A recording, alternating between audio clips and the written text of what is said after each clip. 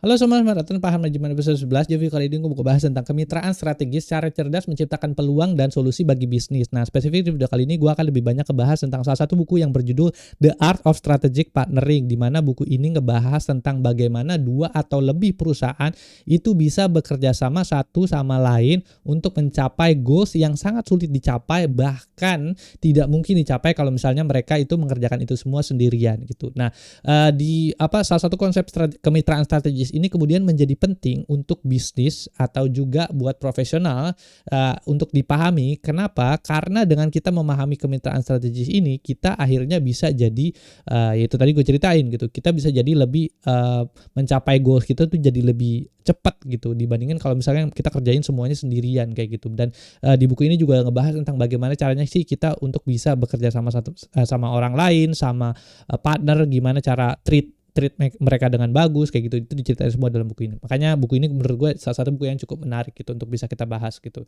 Nah, oke, so yang penasaran kita langsung aja masuk ke dalam videonya ya. Oke, seperti biasa kita start dulu dari chapter 1 kenapa kita harus berpartner gitu ya. Oke, nah di sini ada penjelasannya. Kita start dari definisi dulu apa itu strategic partnership ya. Di sini ada penjelasannya. Strategic partnership are a formal agreement between two or more organizations to work together towards shared objective while maintaining their independencies. These partnerships are structured to leverage strengths, resources, and expertise for each partner to achieve goals that would be difficult or impossible to accomplish alone. Seperti yang tadi gue jelasin di awal gitu. Jadi partnership adalah bagaimana caranya kita untuk bisa mencapai goalsnya kita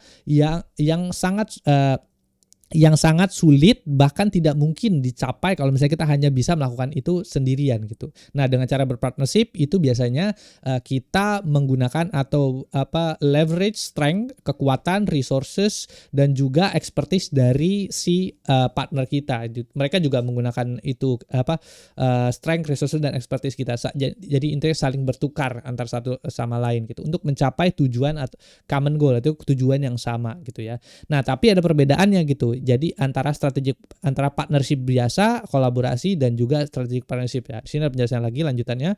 Unlike casual collaboration, strategic partnership are long-term and purpose driven with clearly defined roles, mutual benefit, and agree upon outcome. They are often formed to drive innovations, expand market reach, share risk, or tackle complex challenges. Jadi strategic partnership itu ya mereka adalah suatu kerjasama yang dilakukan di mana proses ini tuh bersifat panjang gitu ya, nggak cuman bersifat kayak ya berapa bulan sekali kayak gitu-gitu, enggak gitu ya. Itu namanya kolaborasi. Tapi di strategic partnership itu jadi antara partner itu mereka bekerja sama yang prosesnya itu biasanya panjang, di mana setiap partner itu share risk sama-sama untuk bisa mencapai goalnya yang lebih banyak lagi di situ gitu ya.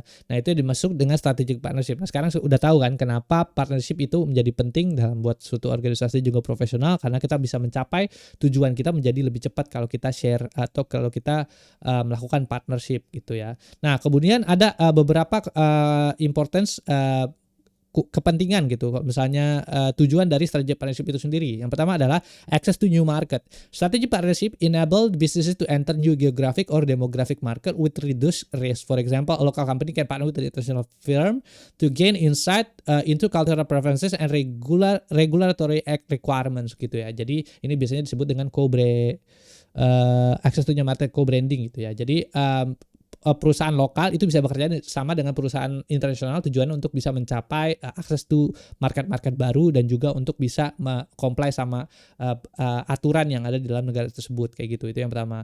Yang kedua adalah resource sharing. Misalnya partnership allow organization to pool resources such as technology, infrastructure, or talent. This resource sharing leads to cost saving and increase efficiency, especially to small or medium size of businesses. Resource sharing. Jadi kadang-kadang kalau misalnya suatu perusahaan gitu, misalnya perusahaan X sama perusahaan Y itu bisa sharing. Oh, misalnya gue punya alat, misalnya alat ngepres apa gitu. Yang ini punya alat B gitu kan. Nah, jadi si perusahaan perusahaan Y nggak perlu beli alat tadi X gitu. Jadi tinggal pinjam aja sama perusahaan ya gitulah ya, pinjam aja perusahaan yang ini, habis itu nanti dia jadi bisa irit cost-nya dibandingin sama dia harus beli, dan yang ini perusahaannya juga bisa pinjam sama dia gitu, alatnya nanti dia nggak perlu beli jadinya gitu. Nah, dari situ aja kita udah tahu kan, dengan cara melakukan partnership kita bisa mengachieve outcome yang berlebih gitu dibandingin sama kita semuanya diurusin sendiri gitu ya. Itu yang kedua. Yang ketiga adalah innovations and growth. Collaborations with a partner bring fresh perspective, ideas and expertise, often leading to innovations. For instance, tech companies frequently form strategic alliances to develop new products. Misalnya contohnya kayak perusahaan kayak misalnya Apple bekerja sama apaan gitu. Misalnya Microsoft bekerja sama apaan gitu. Terus Google bekerja sama apaan gitu. Nah, mereka biasanya tujuannya adalah supaya mereka bisa membuka ide-ide baru, expertise baru dan juga perspektif baru sehingga ada inovasi terjadi dilakukan.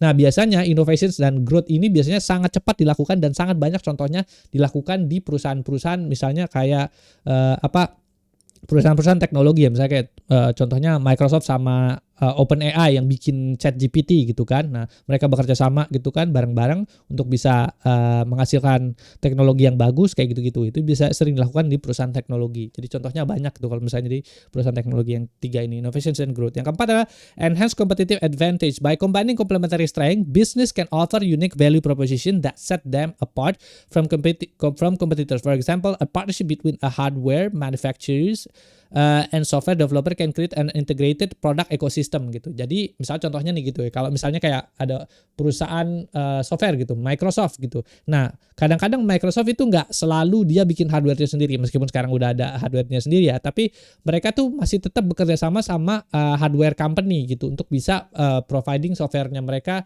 dikirim ke hardware company ini. Misalnya contohnya kayak Dell, ada Lenovo, ada ya macam-macam ya laptop segala macam untuk mereka laptop ini diinstalin aplikasi Windows gitu sehingga orang-orang bisa pakai aplikasi Windows itu dan Microsoft bisa juga dapat untung dan mereka laptop ini bisa dipakai dan bisa dijual sama orang-orang kayak gitulah.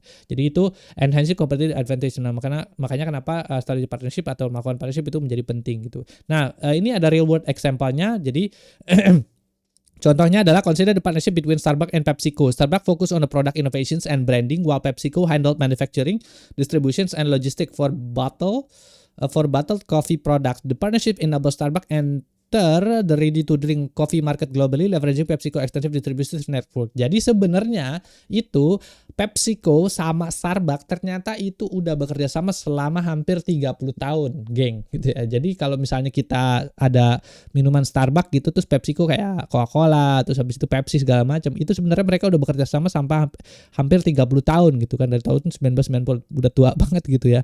Nah, jadi dengan mereka bekerja sama ini, si Starbucks bisa fokus ke brandingnya mereka, sedangkan PepsiCo ini bisa berfokus untuk bisa packaging dan melakukan distribusi produk-produk mereka. Misalnya kayak botol-botolnya kayak gitu-gitu, itu bisa nyolong ngambil dari itunya PepsiCo kayak gitu. Sedangkan PepsiCo juga tetap ngambil keuntungan di sana. Nah, itulah yang dimaksud dengan kenapa ya balik lagi kenapa partnership dan juga melakukan strategic partnership dalam jangka waktu panjang itu sangat penting buat suatu perusahaan, sehingga dua perusahaan ini bisa leveraging profit dan juga audience atau market, tapping ke market yang sangat-sangat luas sekali kayak gitu. Nah, terus abis itu ini ada contohnya ya, websitenya di sini ada North American Coffee Partnership gitu. Nah, ini dia websitenya North American Coffee Partnership, di mana di sini dijelaskan tentang kerjasama antara Starbucks dan juga PepsiCo kayak gitu ya. Jadi sini PepsiCo kerjasama sama Starbucks untuk bisa bikin itu dari, kalau Starbucks jualan brandingnya, PepsiCo jualan kaleng-kalengnya atau botol-botolnya gitu ya. Oke, itu.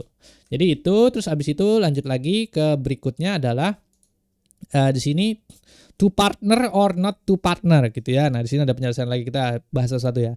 Before committing to any strategic partnership, it is essentially to deeply reflect on your organization's goals, challenges, and potential value a partnership could bring gitu. Partnership are not one size fits all solutions, and entering one without clear understanding of the key driver and success metric can lead to waste resources or even failure. To make an informed decision, ask yourself these critical questions. Jadi sebelum kita melakukan partnership atau bahkan strategic partnership sama orang lain atau sama entitas tertentu, kita harus berpikir dulu bahwa apa sih sebenarnya yang akan diuntungkan sama kita kalau misalnya kita mau berpartner sama partner-partner kita nanti gitu. Jadi benar-benar harus namanya aja strategic partnership ya. Jadi kita harus berpikir dulu nih bagaimana caranya kita diuntungkan dulu di sana. Misalnya kalau kasusnya PepsiCo gitu, Starbucks mikir dulu nih apakah gua bisa untung ya kalau gua develop sendiri ya segala macam.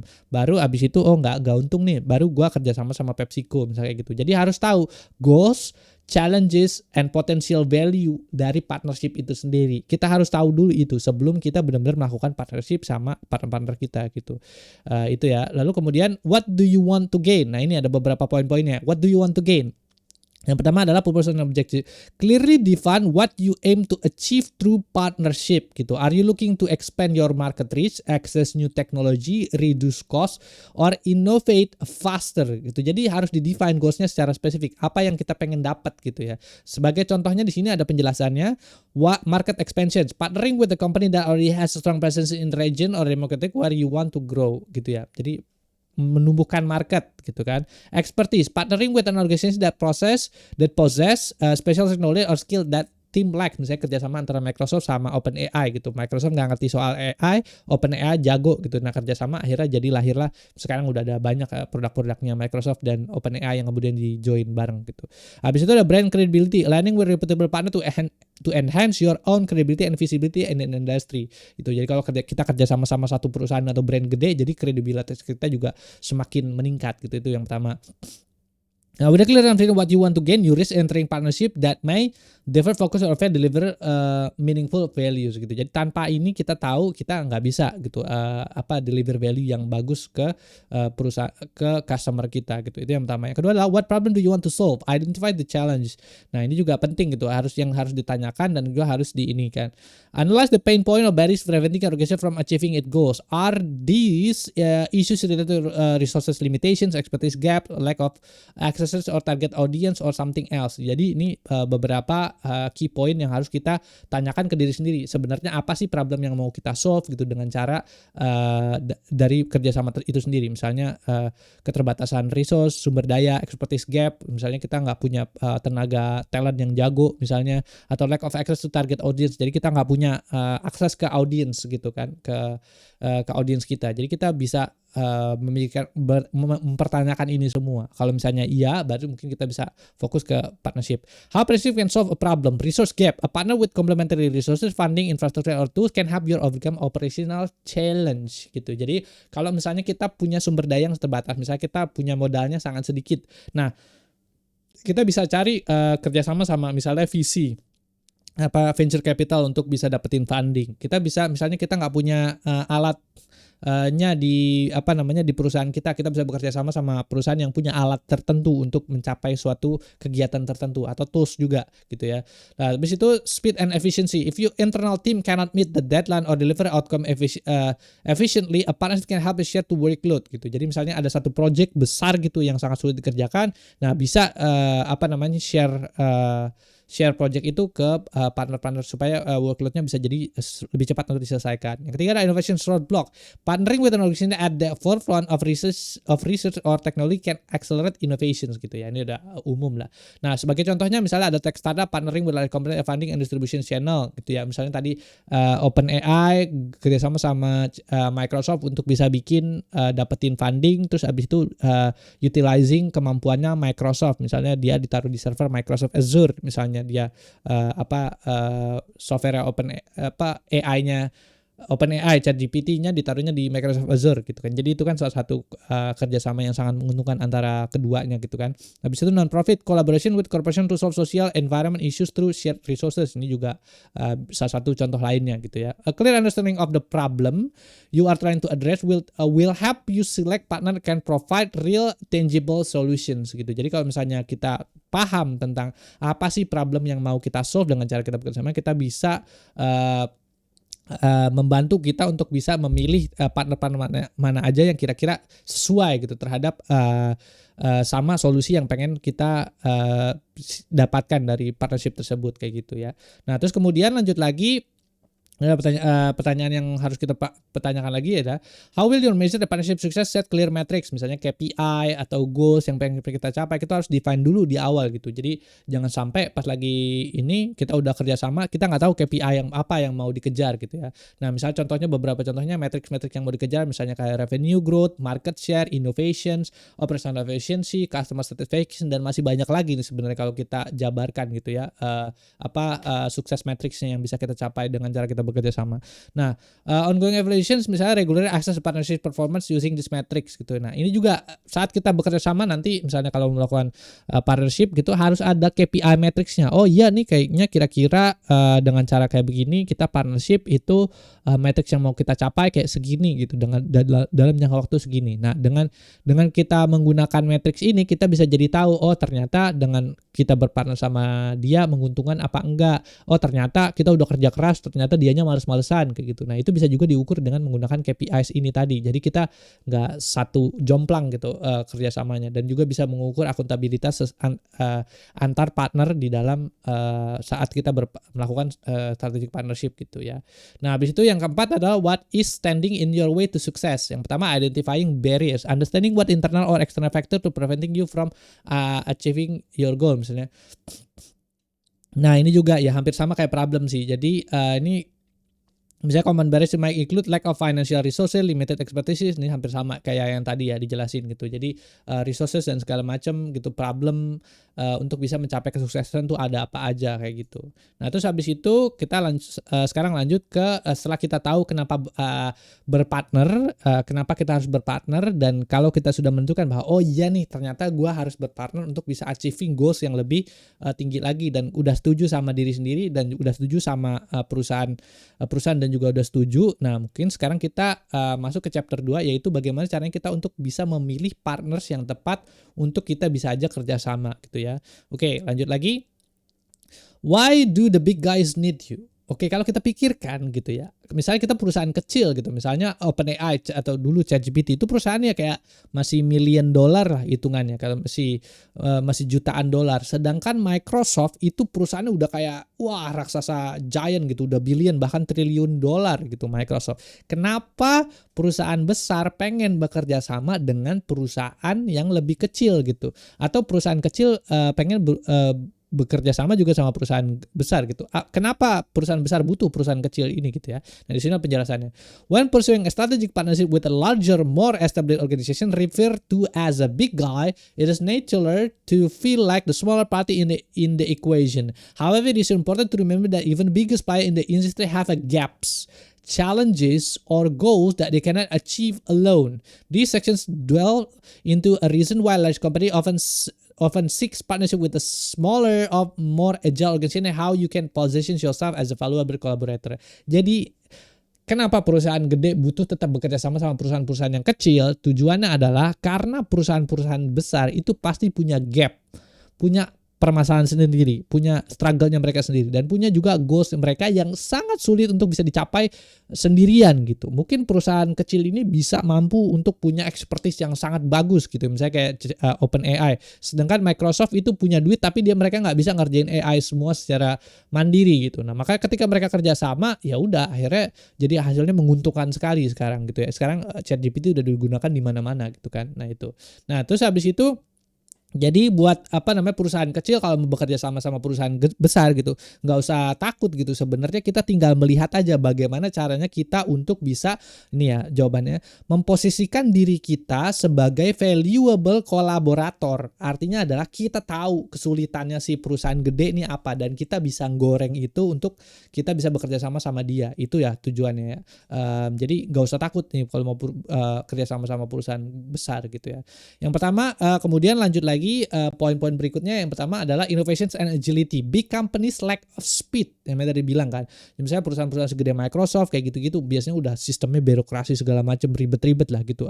Ini harus kerja ini begini ada SOP-nya segala macam udah lengkap segala macam. Sangat sulit untuk bisa melakukan inovasi yang agile, yang cepet banget susah gitu. Jadi innovation and agility gitu jadi salah satu gap yang biasanya dipunyain sama big company. Sedangkan kalau misalnya perusahaan kecil pengen bergerak ya gua kecil santai aja gitu kan, tinggal gerak aja gitu kan ya kayak gitulah.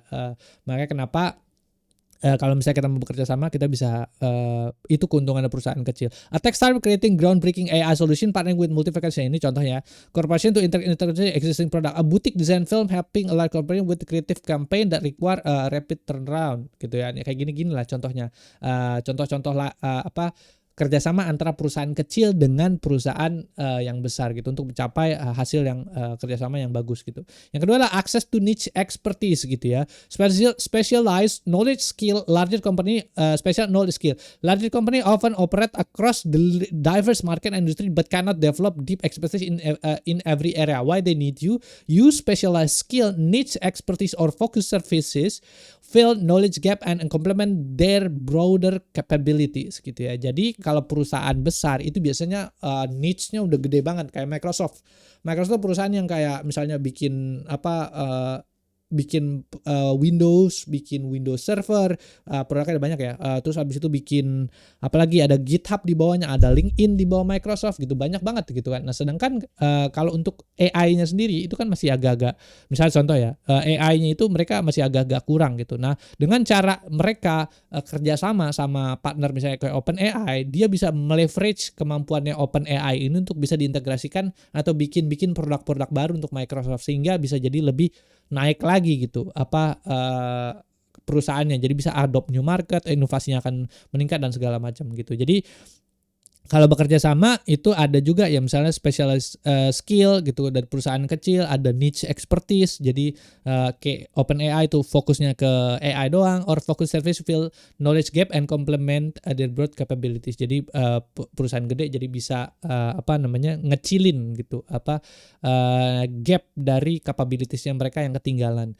Contohnya ada sustainability focus group starting ini ESG, environment social governance goal, cybersecurity firm helping large very specific vulnerability in digital infrastructure. Ini paling sering nih, cyber security. Jadi perusahaan-perusahaan gede udah bikin sistem segala macam kompleks, tiba-tiba dihack gitu kan. Nah, biasanya mereka kerjasama sama perusahaan-perusahaan cyber security yang jago-jago, yang cuman isinya 12 orang tapi jago-jago semua, akhirnya di sana gitu kerjasama. Jadi jangan takut kerjasama sama perusahaan-perusahaan gede gitu. Nah, ini salah satu contohnya ya, salah satu memesnya yang ada di dalam buku tersebut, yaitu bagaimana caranya perusahaan kecil bisa bekerja sama gajah kan berat banget ya. Nah, tapi punya strategic atau value propositions yang hampir kurang lebih bersesuaian atau bersandingan, yaitu di mana si perusahaan kecil ini itu si monyet ini pakai tali untuk mengangkat si gajah gitu. Jadi saat kita melakukan strategic partnership itu intinya adalah bukan bagaimana caranya kita kayak minder segala macam, enggak, tapi bagaimana caranya kita cari tahu value propositions yang tepat yang dibutuhkan sama si perusahaan gede sehingga perusahaan gede itu bisa tertariknya. Ini ilustrasinya seperti inilah gitu ya. Jadi ada monyet kecil itu ngangkat gajah gitu. Itu yang ada di buku dan menurut gue sangat sangat mewakili gitu gambar kartun ini gitu ya. Lalu kemudian lanjut lagi, poin berikutnya ada reaching the undeserved market. Targeting niche audience. Big player may struggle to connect with niche or undeserved market because they lack of knowledge, cultural insight, or ability to cooperate at smaller scale gitu ya. Jadi ini juga ya.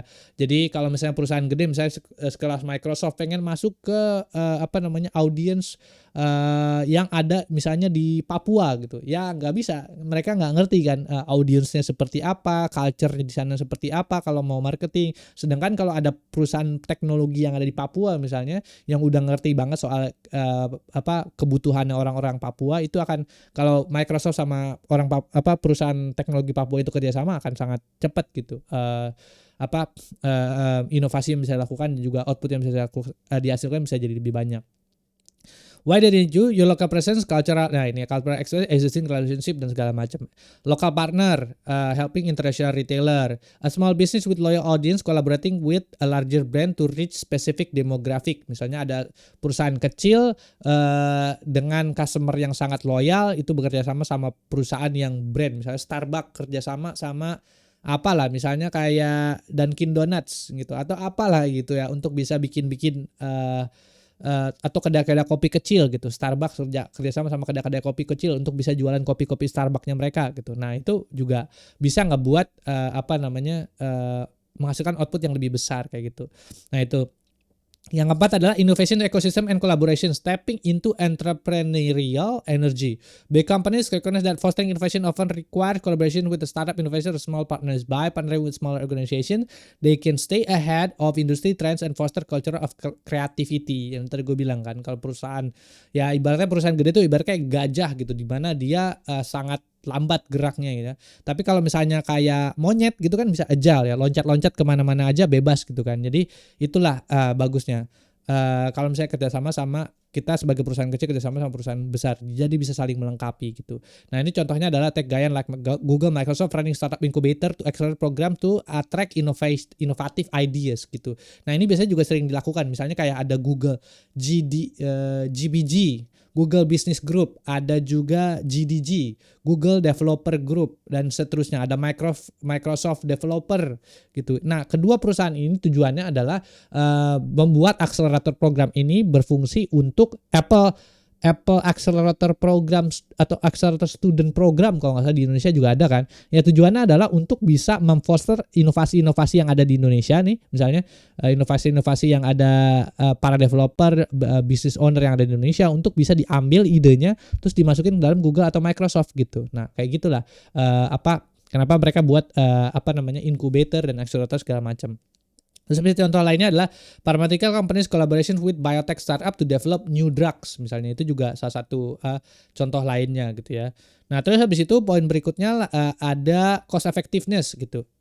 Ini udah pasti ya, yang tadi gue ceritain juga, large organization often face high cost when developing solution in-house gitu. Jadi kalau misalnya ada dua perusahaan gitu, yang ini punya alat X, yang ini punya alat Y, ya udah tinggal pinjem aja sebenarnya, nggak perlu beli gitu kan. Jadi sangat cost efektif kalau kerjasama antar satu perusahaan dengan perusahaan lainnya. Yang keenam ada speed to market.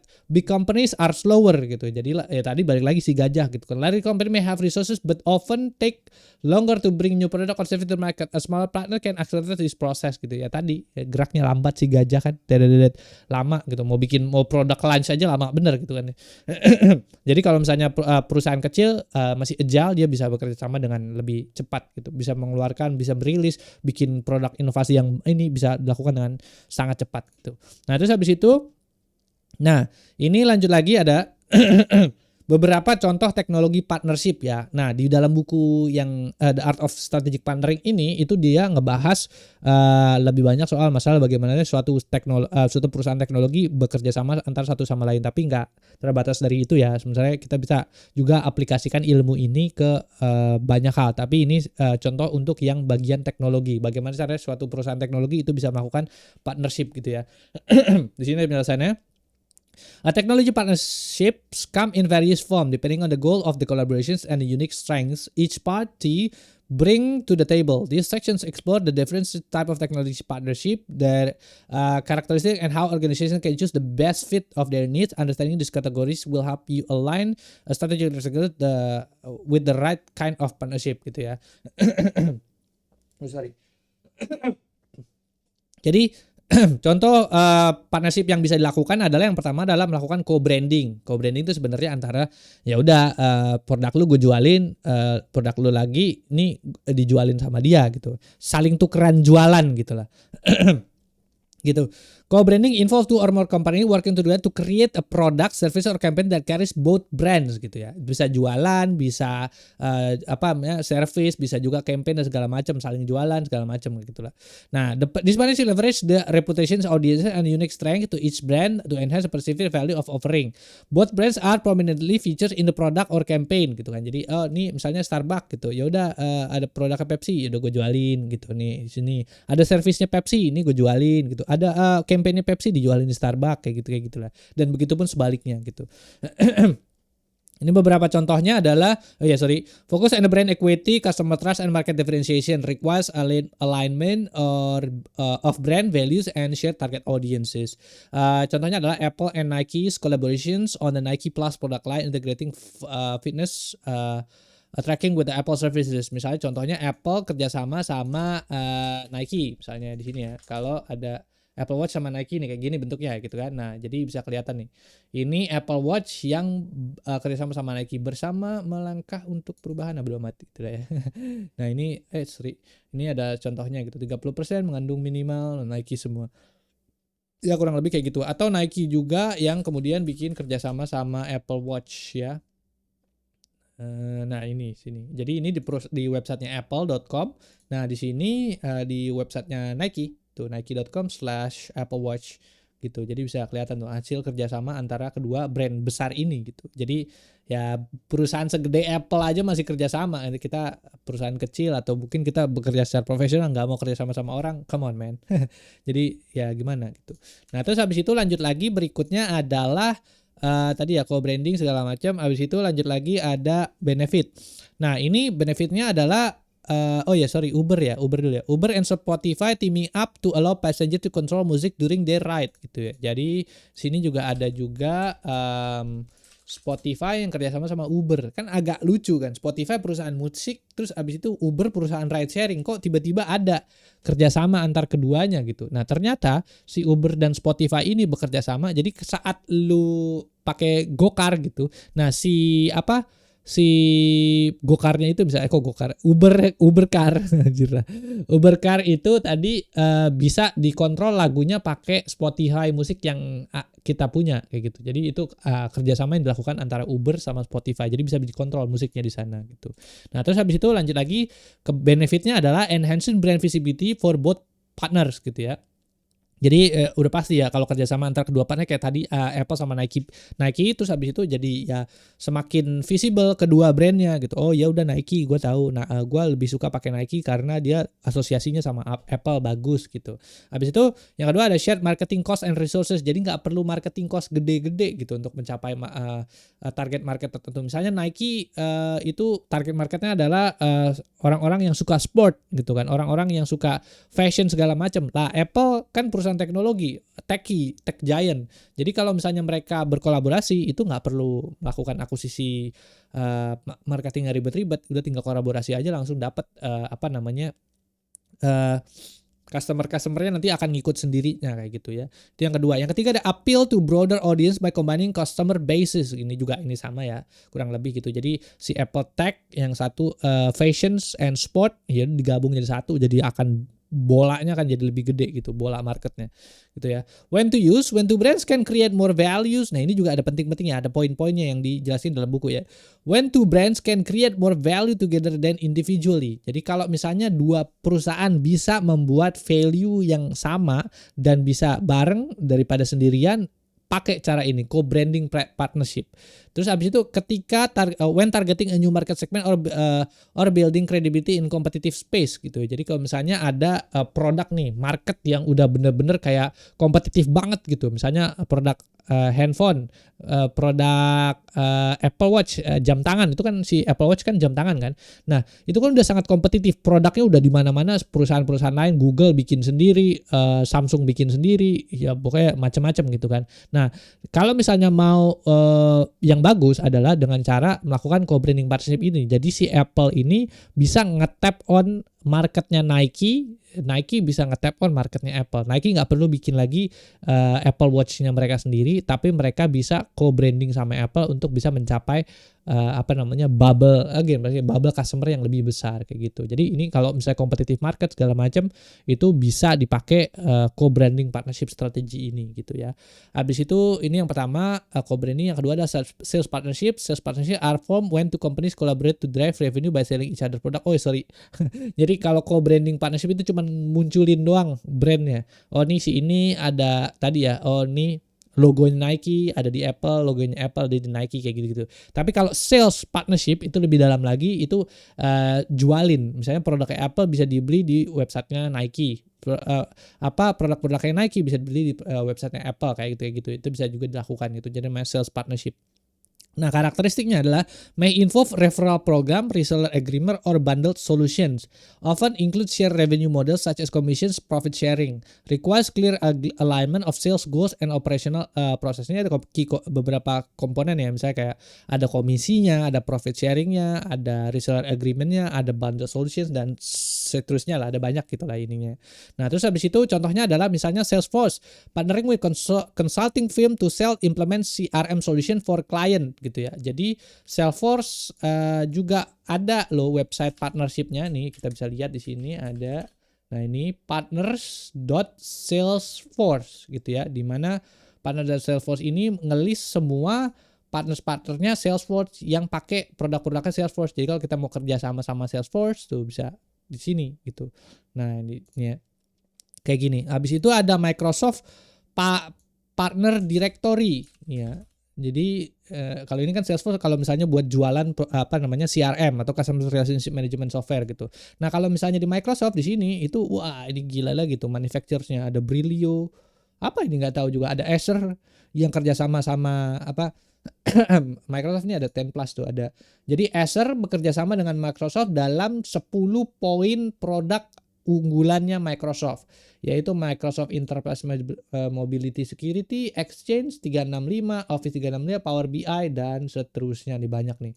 Kalau misalnya ada apa lagi yang mungkin brand-brand yang kita kenal ya, apa lagi nih? HP tuh, HP kerjasama sama Microsoft dalam 4 program. Nih ya, ada Dynamic 365, SharePoint, Skype for Business. Nah, ini kayak gitu juga di sini. Jadi bisa kelihatan nih apa aja yang kira-kira perusahaan Microsoft tuh kira-kira kerjasamanya sama siapa aja, bisa kelihatan semua di sini, gitu ya. Nah, terus kemudian lanjut lagi, yaitu yang dimaksud dengan sales partnership gitu. Jadi penjualan, kerjasama antara brand dan segala macam kayak gitu-gitulah ya. Habis itu benefitnya apa sih? Increase sales channels without the needs of for dedicated sales force gitu ya. Jadi bisa meningkatkan sales channel dengan biaya yang lebih murah. Access to partner customer base and expertise, faster time to market to combine resource ya kan. Itulah beberapa benefitnya. Dan kapan ini perlu digunakan? Ini kemudian jadi penting. Ini ada 2 poinnya. When scaling sales opportunity quickly without additional overhead. Saat kita pengen naikin jumlah sale tapi jumlah marketing budget kita misalnya lagi sedikit atau enggak banyak gitu, kita bisa pakai cara ini.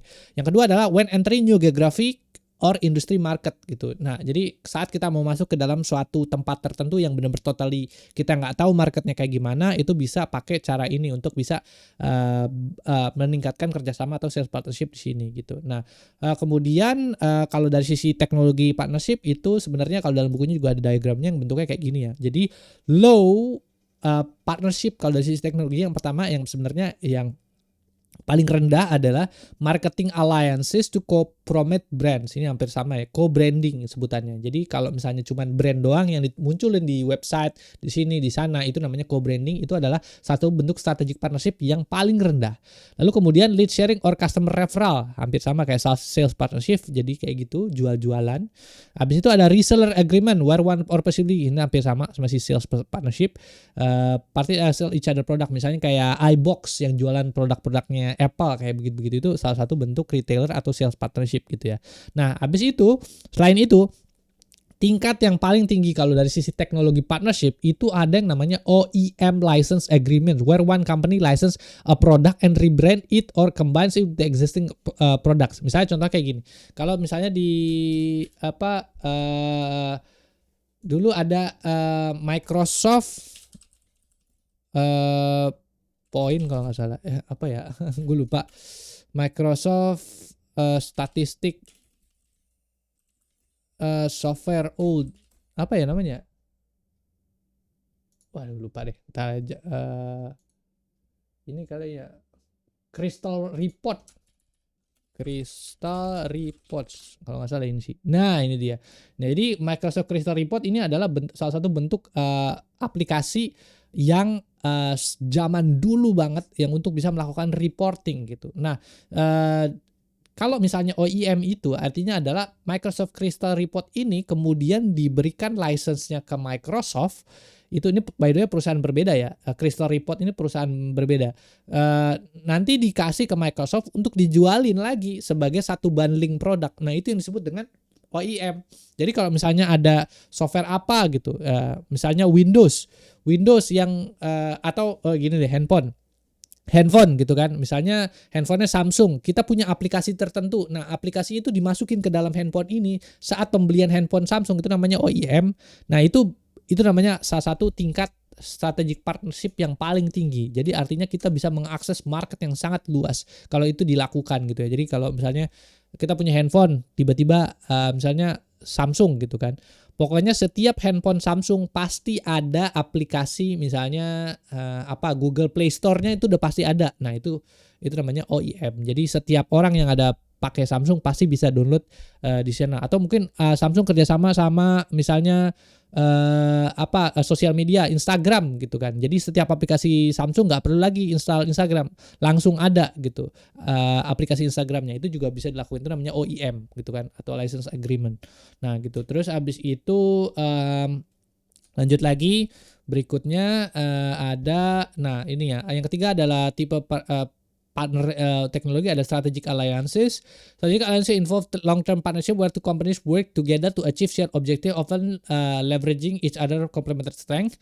These alliances are typically formalized with agreements that outline the terms and expectations. Characteristics focus on long-term goal, involve sharing resources in such a technology, require significant resource significant trust and alignment visions and between partners. Abis itu contohnya adalah Microsoft and OpenAI collaboration to advance AI development, yang tadi gue udah sering ceritain kan. Strategic alliances gini ya, jadi leveraging resources dari suatu perusahaan tertentu untuk bisa bikin yang hasil yang lebih bagus. Semiconductor manufacturing partner with hardware company to create more efficient processor gitu kan. Nah jadi ini ntar gue kasih contohnya ya.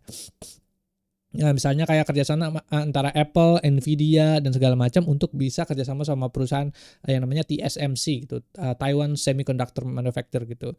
Habis itu kapan kita bisa pakai strategic alliances ini, when to use? Yang pertama adalah when kedua parties atau kedua partner ini pengen co-create innovative solutions. Jadi kepengen bikin suatu solusi yang lebih inovatif bareng-bareng. Nah, itu bisa melakukan strategic alliances. Yang kedua adalah when the partnership can lead significant competitive advantage in the market. Jadi kalau misalnya kedua Microsoft sama OpenAI kerjasama, dia pengen merajai market merajai market AI misalnya. Nah, itu bisa juga dilakukan dengan cara melakukan strategic alliances kayak gitu. Ya, itu yang ketiga.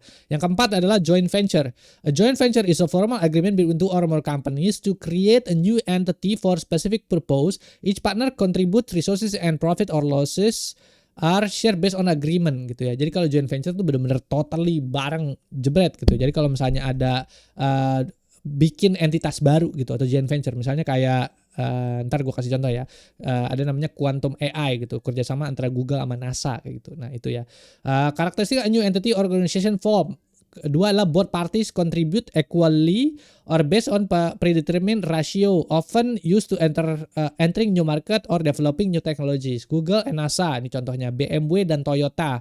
Nah, kapan bisa pakai joint venture ini? When entering a new market requires local knowledge or resources. Jadi saat bekerja sama itu membutuhkan pengetahuan lokal, itu bisa pakai joint venture. When large investment is needed and sharing cost reduce risk. Saat kedua perusahaan ini benar-benar butuh investasi yang sangat besar, misalnya kayak bikin quantum computer segala macam. Nah itu daripada bikin di parent company-nya kerjasama, lebih baik bikin joint venture atau bikin organisasi sendiri di mana lebih fokusnya atau visi misinya benar-benar disesuaikan untuk bisa mencapai tujuan tersebut. Kayak Google sama NASA bikin quantum computing, ya itu tujuannya jadi satu entitas baru gitu kalau joint venture. Nah itu ya. Nah ini ada juga yang dalam bukunya strategic partnership yang kita butuhkan ya. Jadi ada strategic partnering analysis. Potensial strategic partner misalnya kayak Google, risk factor gitu ya. Ini juga yang kita harus pikirkan. May develop competing product gitu. Biasanya Google kalau kerjasama ntar tiba-tiba produk kita diambil.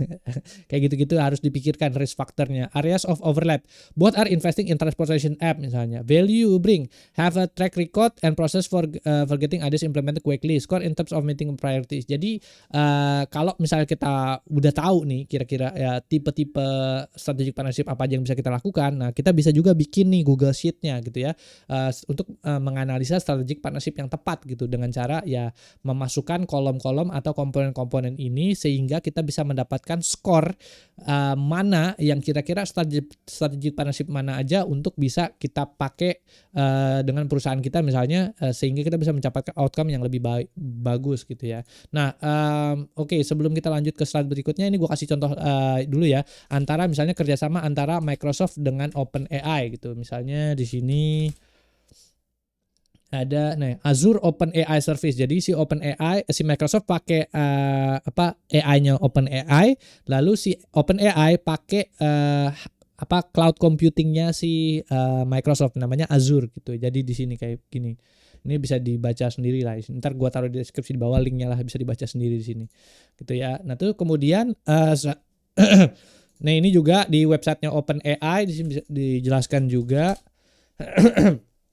OpenAI and Microsoft extend partnership gitu. Jadi penjelasan tentang apa aja partnership yang dilakukan sama OpenAI dan juga Microsoft gitu. Jadi di sini di blognya OpenAI. Nah, terus habis itu yang tadi gue bilang kalau joint venture itu biasanya kayak gini. Misalnya ada Quantum AI.Google. Nah, di sini ini adalah perusahaan yang benar-benar dedicated untuk ngebuat quantum computing gitu. Ya, ini adalah hasil kolaborasi antara Google plus NASA. Jadi ini benar-benar totally sendiri perusahaannya yang di luar dari perusahaan di luar dari perusahaan induknya gitu. Jadi kayak gitulah ini kayak gini. Nah, terus habis itu ya lanjut lagi ya, kita ke slide berikutnya. Nah, ini ini licensing partnership gitu ya. Jadi yang tadi gue jelasin sih sebenarnya ada salah satu perusahaan yang namanya TSMC atau Taiwan Semiconductor perusahaan manufacturer gitu, yang memang berfokus untuk bikin chip-chipnya perusahaan-perusahaan yang ada di sini. Nanti gue jelasin satu-satu ya. Ini gue jelasin dulu penjelasannya ya. Licensing partnership gitu ya. In licensing partnership, one party grants the other the rights to use intellectual property such as technology, software, or patents for free or loyalty. Oke. Jadi di partnership dengan cara licensing itu memberikan license kepada kepada satu pihak untuk bisa digunakan untuk kebutuhan produknya mereka, misalnya kayak contohnya Apple gitu. Ntar contohnya jelasin dulu deh. Oke, biar nggak loncat. Karakteristik no shared ownership, the licensor retains full control over the intellectual property. The license gain access to property technology to enhance its offering, usually involve legally binding contracts and protect intellectual property. Sebagai contohnya adalah Qualcomm licensing 5G technology auto smartphone manufacturer. Misalnya kayak contoh misalnya perusahaan namanya Qualcomm itu melicenskan teknologi 5G-nya mereka ke perusahaan smartphone gitu. Misalnya contohnya ini ya Qualcomm. Ini ada websitenya juga, Qualcomm licensing. Jadi ini Qualcomm licensing untuk teknologi 5G-nya itu biasanya sekarang dipakai sama Apple misalnya, ya kan? Jadi Apple menggunakan teknologi licensingnya mereka, menggunakan teknologinya 5G-nya Qualcomm untuk bisa pakai 5G di dalam dalam handphone iPhone gitu. Jadi kalau setiap iPhone sekarang itu sebenarnya chip 5G modemnya itu pakainya Qualcomm kayak gitu. Nah, itu ya itu namanya licensing. Habis itu juga ada Adobe licensing its PDF technology to software companies. Jadi kalau misalnya sebenarnya yang punya license PDF itu sebenarnya adalah perusahaan Adobe gitu kan. Nah, biasanya mereka melicense PDF itu ke perusahaan-perusahaan software lainnya. Nah, kapan kita tepat untuk menggunakan licensing partnership ini? Habis itu when one party has proprietary technology that another party needs to access. Misalnya kayak tadi ya, Qualcomm punya teknologi 5G, tapi Apple nggak punya. Tapi Apple jualan iPhone, ya udah akhirnya licensing partnership gitu. Jadi antara iPhone dan Qualcomm untuk bisa ngambil pakai teknologi 5G-nya mereka gitu. Habis itu when a company wants to generate revenue from intellectual property without taking an additional responsibilities. Ya tadi misalnya Qualcomm pengen jualan teknologi 5G-nya mereka gitu kan. Tapi mereka nggak punya ekosistem semasif Apple untuk misalnya kayak bikin semasif Apple gitu untuk bisa jualan iPhone kayak gitu-gitu sendiri gitu. Akhirnya ya udah daripada gue pusing-pusing, udah gue punya 5G teknologi, udah gue jual aja license 5G teknologi ini ke Apple gitu. Jadi sehingga semua chip-chipnya bisa produce sama Apple gitu. Itu yang kelima, licensing partnership. Yang keenam adalah co-development partnership. Co-development partnership involve two companies working together to develop new product or technology. This partnership typically focus on innovation and combine resources like R&D, expertise, or finding. Shared investment in research and development. Both parties co-own a share resulting in intellectual property. Often this bring cutting-edge technology to market. Apple and TSMC working together to develop advanced semiconductor chip. Tesla partnering with Panasonic to co-develop high-performance battery.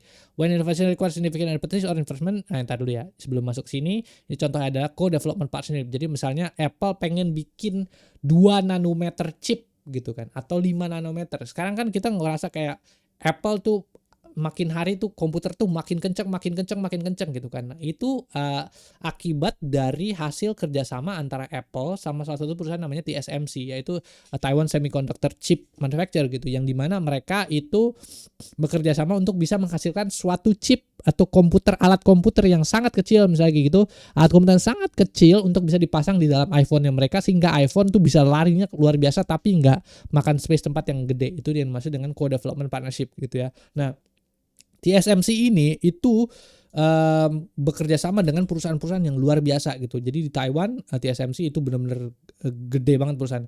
Dia bekerja sama-sama AMD, Nvidia, Intel, AWS, Qualcomm, Broadcom dan segala macamnya. Ini kita bisa lihat di websitenya ya. TSMC di sini bisa kelihatan nih. Nah ini ya website TSMC itu ada list of brands-nya. Gue nggak tahu di mana ya. Bisa cari di sini lah ya, list of brands-nya TSMC yang kerja sama TSMC gitu. Nah terus habis itu lanjut lagi. Kapan sih kita cocok untuk bisa co-development partnership kayak gini? Yang pertama adalah saat inovasi require significant effort or investment from both sides. Jadi Apple butuh kemampuan untuk bisa mendesain arsitektur chipnya, misalnya TSMC butuh kemampuan untuk bisa memproduksi chipnya Apple dalam jangkauan yang masif gitu. Apple misalnya bisa bikin chipnya, tapi nggak bisa bikin chipnya ini 1 juta chip diproduksi sama Apple sendiri, misalnya kayak gitu kan, nggak bisa gitu. Jadi yang bisa dilakukan adalah di TSMC itu mereka bisa produksi chip tapi nggak bisa bikin, Apple bisa ya terjadi kedua sinergi lah di sini gitu ya, kayak gitulah saat keduanya butuh expertise dan investment dari kedua pihak. Yang kedua adalah when creating groundbreaking solution that neither party could achieve alone gitu ya. Jadi butuh dua groundbreaking solutions, yang solusi yang benar-benar sangat susah tapi nggak bisa bekerja satu sama lain itu sendirian. Kalau Apple tadi dibilang kan cuman bisa bikin desain doang tapi nggak bisa produksi, ya gimana jualan iPhone-nya. Nah kalau TSMC bisa produksi banyak tapi nggak bisa bikin, ya gimana? Apa yang mau dibikin gitu kan. Jadi itu yang ini bisa dipakai kalau misalnya ada kondisi seperti itu, co-development partnership gitu ya. Nah itu ya dimaksud dengan bagaimana tipe-tipe yang bisa kita lakukan untuk melakukan partnership, tipe-tipe ide-ide partnership apa aja yang bisa kita lakukan sama partnership. Jadi itu juga yang bisa kemudian kita bisa memilih partner-partner juga ya based on keadaan-keadaan yang ada di sini gitu. Kalau licensing seperti apa, co-development seperti apa, kayak gitulah ya. Nah, terus abis itu lanjut lagi ke chapter 3 yaitu let's make a deal. Jadi kita udah tahu kenapa berpartner, kita udah tahu siapa yang harus kita berpartner. Sekarang kita gimana caranya kita bisa berpartner sama partner kita ini dengan benar gitu ya. Nah di chapter 3 ini nanti kita bahas. Oke, yang pertama adalah where to find a partner. Ini yang paling utama dan biasanya paling ditanyain sama orang. Gimana sih caranya kita cari partner gitu ya. Jadi yang pertama mungkin poin pertama mungkin kita bisa leverage existing network. Jadi kan kita hidup pasti berteman dong sama orang lain. Lalu bisa pakai network atau jaringan yang lo punya sekarang. Misalnya kenalan lo siapa di industri untuk bisa melakukan kerjasama. Misalnya vendor or supplier you already know work with, yang lo pernah kerjasama sebelumnya sama vendor ini, udah lo bisa kerjasama lagi. Long standing professional relationship, lo pernah temenan sama orang yang kayaknya 11-12 sama gue dan wah nih gue kalau sama dia gue yakin gue pasti berhasil kayak gitulah. Nah alumni network or professional association, nah ini kalau perusahaan kampus-kampus gede misalnya UGM, UI, IPB, ITB kayak gitu-gitu, itu biasanya kan ada alumni network tuh yang bagus banget yang bisa menjalin kerjasama satu sama lain. Nah itu akhirnya ya kerjasama lah, terus akhirnya nanti bisa menghasilkan output yang lebih besar lagi gitu. Itu yang pertama. Yang kedua adalah nah ini ya, why it matters, your network already know your reputation making it easier to build trust and start negotiation. Jadi kalau misalnya kita leveraging network, kita mau bekerja sama orang yang udah kita kenal, ya udah si Agung tuh kayak gini, ya udah pasti dia orangnya nggak bakal kayak gimana-mana, kayak gini doang, bisa dipercaya orangnya, langsung aja kita kerjasama gitu. Ya kayak gitu dibandingin sama orang yang totally kita nggak kenal, itu agak sulit gitu. Jadi kalau bisa cari yang pertama kita kenal dulu, yang paling gampang kerjasama itu dengan cara kayak gitu. Yang kedua adalah customer and clients. Customer or clients who align your goals and see value in collaboration can evolve into strategic partnership. Into strategic partners, this partnership offer arise when your product or service complementary their needs gitu. A SaaS company partner with its infrastructure control develop solution e-commerce store collaboration with loyal customer to create exclusive product line. Jadi intinya customer sama klien, pas customer dan klien, atau existing customer atau klien yang sekarang kita lagi bekerja sama mereka, itu bisa kita gunakan untuk bekerja sama mereka. This partnership leverage existing loyalty and insight into customer need, creating a win-win scenario gitu. Nah, yang ketiga adalah community ecosystem partnership. Ini juga penting juga gitu. Jadi kalau misalnya kita mau mendevelop suatu AI software misalnya yang pengen punya partnership, ya udah lu join aja sama komunitas AI kayak gitu. Sesederhana itu sebenarnya ya. Nah, ini ya open source communities like WordPress, Linux, or contributor become partner gitu. Misalnya kita perusahaan WordPress atau perusahaan open source gitu pengen bekerja sama ini, ya udah lu join komunitas WordPress, join komunitas Linux dan segala macam. Startup collaboration within innovation hub or accelerator juga ini bisa juga gitu. Kalau di Indonesia ada 1000 startup kalau nggak salah, ya bisa ke sana lah.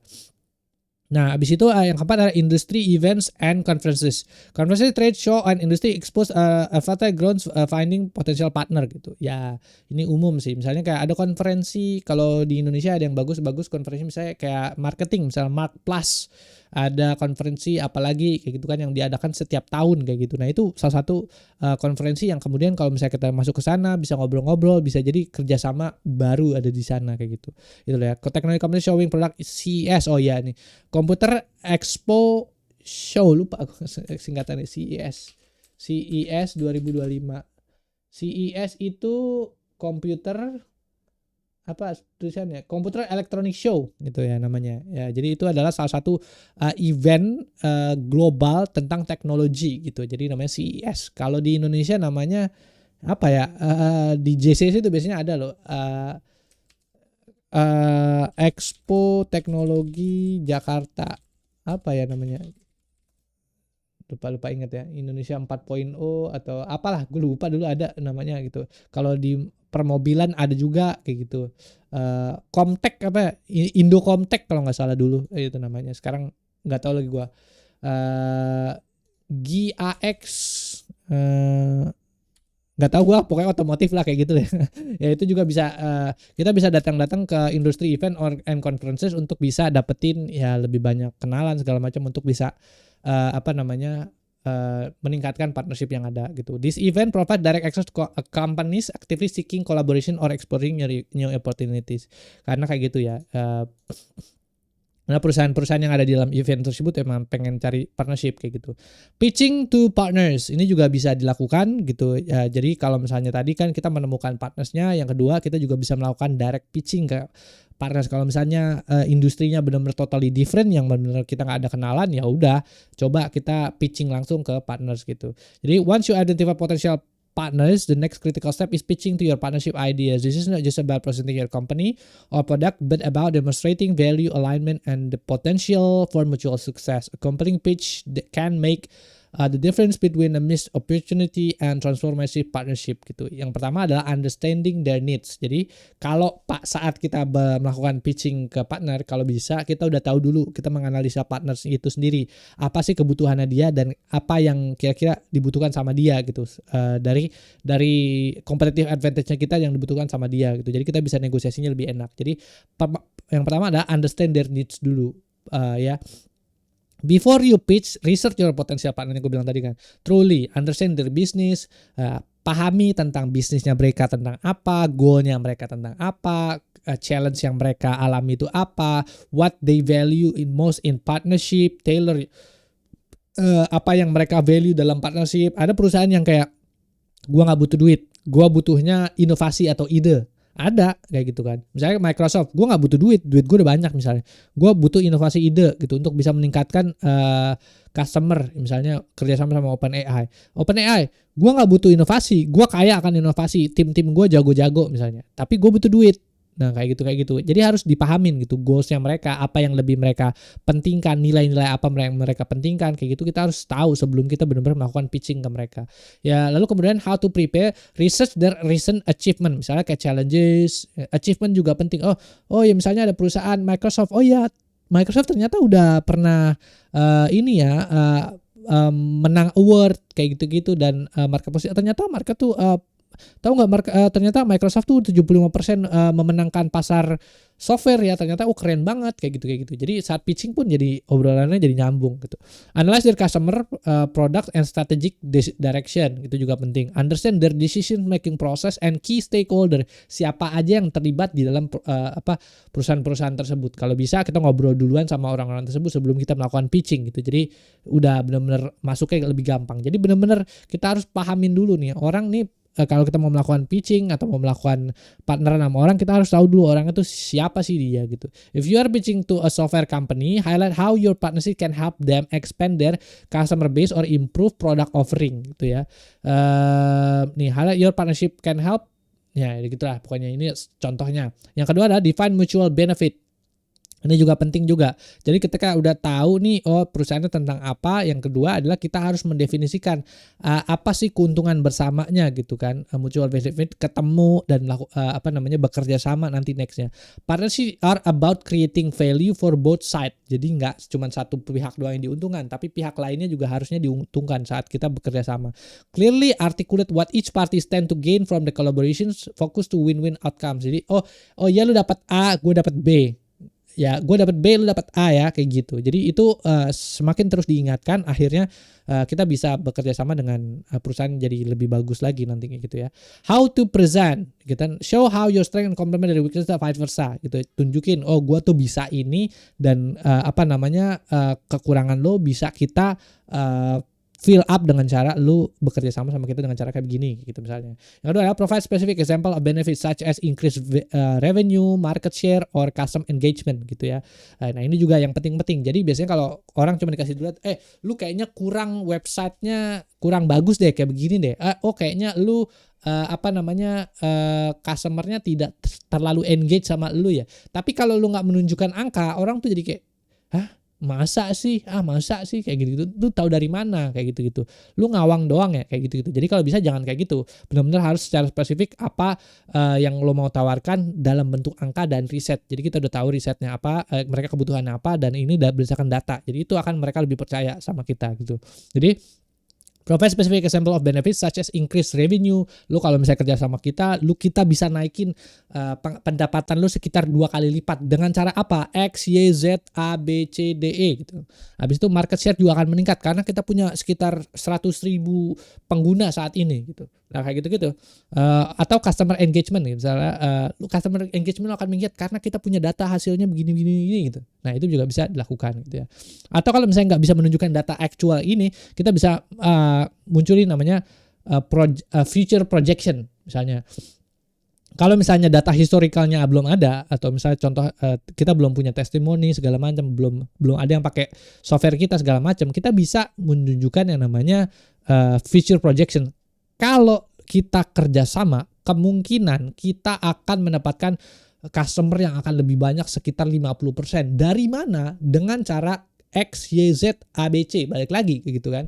Gitu. Jadi nggak selalu harus menunjukkan proof-nya, ini buktinya ini, tapi kita bisa juga dengan cara bernegosiasi, dengan cara menunjukkan kayaknya begini dengan caranya begini gitu. Itu juga penting juga. Dengan cara kayak begitu orang-orang mau nanti partnership dan sama kita.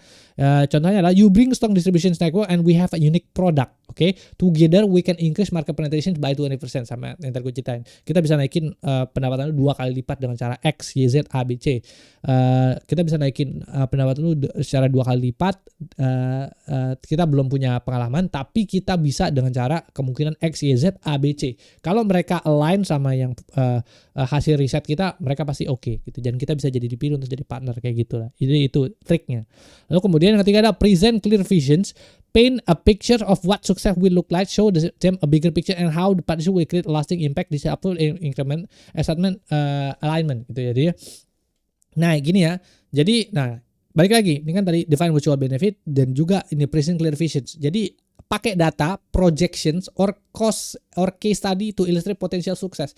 Jadi selalu saat kita berbicara sama potential partners atau siapapun itu, kita selalu harus bisa ngomong dengan data. Oh, kayaknya dengan kayak begini kita bisa meningkatkan jumlahnya jadi 2 kali lipat, jadi 3 kali lipat, jadi 4 kali lipat, kayak gitu-gitu dengan caranya kayak gini-gini based on historical datanya kayak gini-gini. Jadi selalu ngomong pakai data, jangan ngawang. Kalau misalnya pakai ngawang ya udah selesai gitu. Jadi kita harus benar-benar based by data gitu. Habis itu ada yang kedua, include roadmap or timeline for achieving a milestone, kayak gitu-gitu. Itu juga penting juga. Sebagai contohnya misalnya kayak dalam 6 bulan ini ya, ini lebih spesifik lagi nih.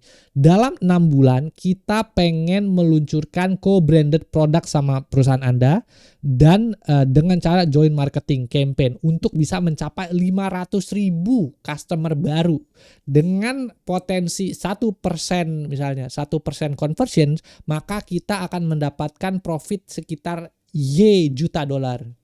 Kayak gitu-gitu. Dengan cara kayak gitu orang kayak wah, iya juga ya. Ya udah deh gitu. Kayak gitulah caranya. Bagaimana caranya kita ya bahasanya kalau bahasa ininya ngecap. Ngecapnya atau promosinya tuh kayak gimana, tapi pakai data gitu, harus pinter gitu. Itu yang ketiga. Yang keempat adalah demonstrate credibility. Your partner needs to truth that you can deliver on your promise, showcase your track record, expertise, and resource to instill confidence gitu ya. Kalau misalnya bisa lu punya kredibilitas meskipun tidak secara direct langsung terhadap produk yang lo mau jual, lu mungkin bisa tunjukin kok perusahaan gua kayak begini loh, perusahaan gua kayak begini loh, oh gua tuh orangnya kayak begini loh, gua orangnya kayak begini loh, jadi lu bisa percaya sama gua kayak begini-begini loh. Jadi itu juga bisa menunjukkan kredibilitas. Misalnya what to highlight success story atau case study kalau misalnya sama partner ya. Your company growth metricsnya ditunjukin aja berapa nih perusahaan kita company growth metrics sekian kayak gitu. Any unique assets or expertise you bring to the table, apa unique assetsnya, aset-aset apa yang kita bisa bawa ke dalam perusahaan Anda kayak gitu. Our last partnership with company X increase their, nah ini ya contohnya lagi. Our last partnership kita kerjasama dulu sama perusahaan X dan kita bisa ningkatin jumlah revenue-nya dia sekitar nambah 40% dalam jangka waktu 1 tahun. Kita bisa mencapai similar result bareng-bareng sama Anda atau bahkan bisa 2 kali lipatnya kalau kita kerjasamanya dengan cara yang benar kayak gitu. Itu bisa juga pitching, cara pitching yang pas kayak gitu. Nah ini salah satu pitching juga yang pitching template yang bisa dipakai sama kita untuk bisa nanti pitching ke customer ya. Yang pertama adalah dengan cara kirim pitching email. Nah, emailnya nggak boleh banyak-banyak, harus dijelasin kayak begini doang gitu. Kalau misalnya kita mau menawarkan produk atau mau menawarkan kerjasama kayak gitu, kita bisa kirim email antara 150 sampai 200 kata email yang attract attention sama dia gitu. Jadi jelaskan apa perusahaan kita, tentang apa perusahaan kita, siapa kita. Saya adalah representatif dari perusahaan X untuk dalam bidang kerjasama misalnya gitu kan. Itu habis itu what company you represent, saya merepresentasikan perusahaan misalnya Y untuk bisa dalam bidang teknologi misalnya apa kayak gitu kan. Nah yang ketiga, what your company does, brief, perusahaan kami adalah perusahaan yang bertindak dalam bidang ya gitu.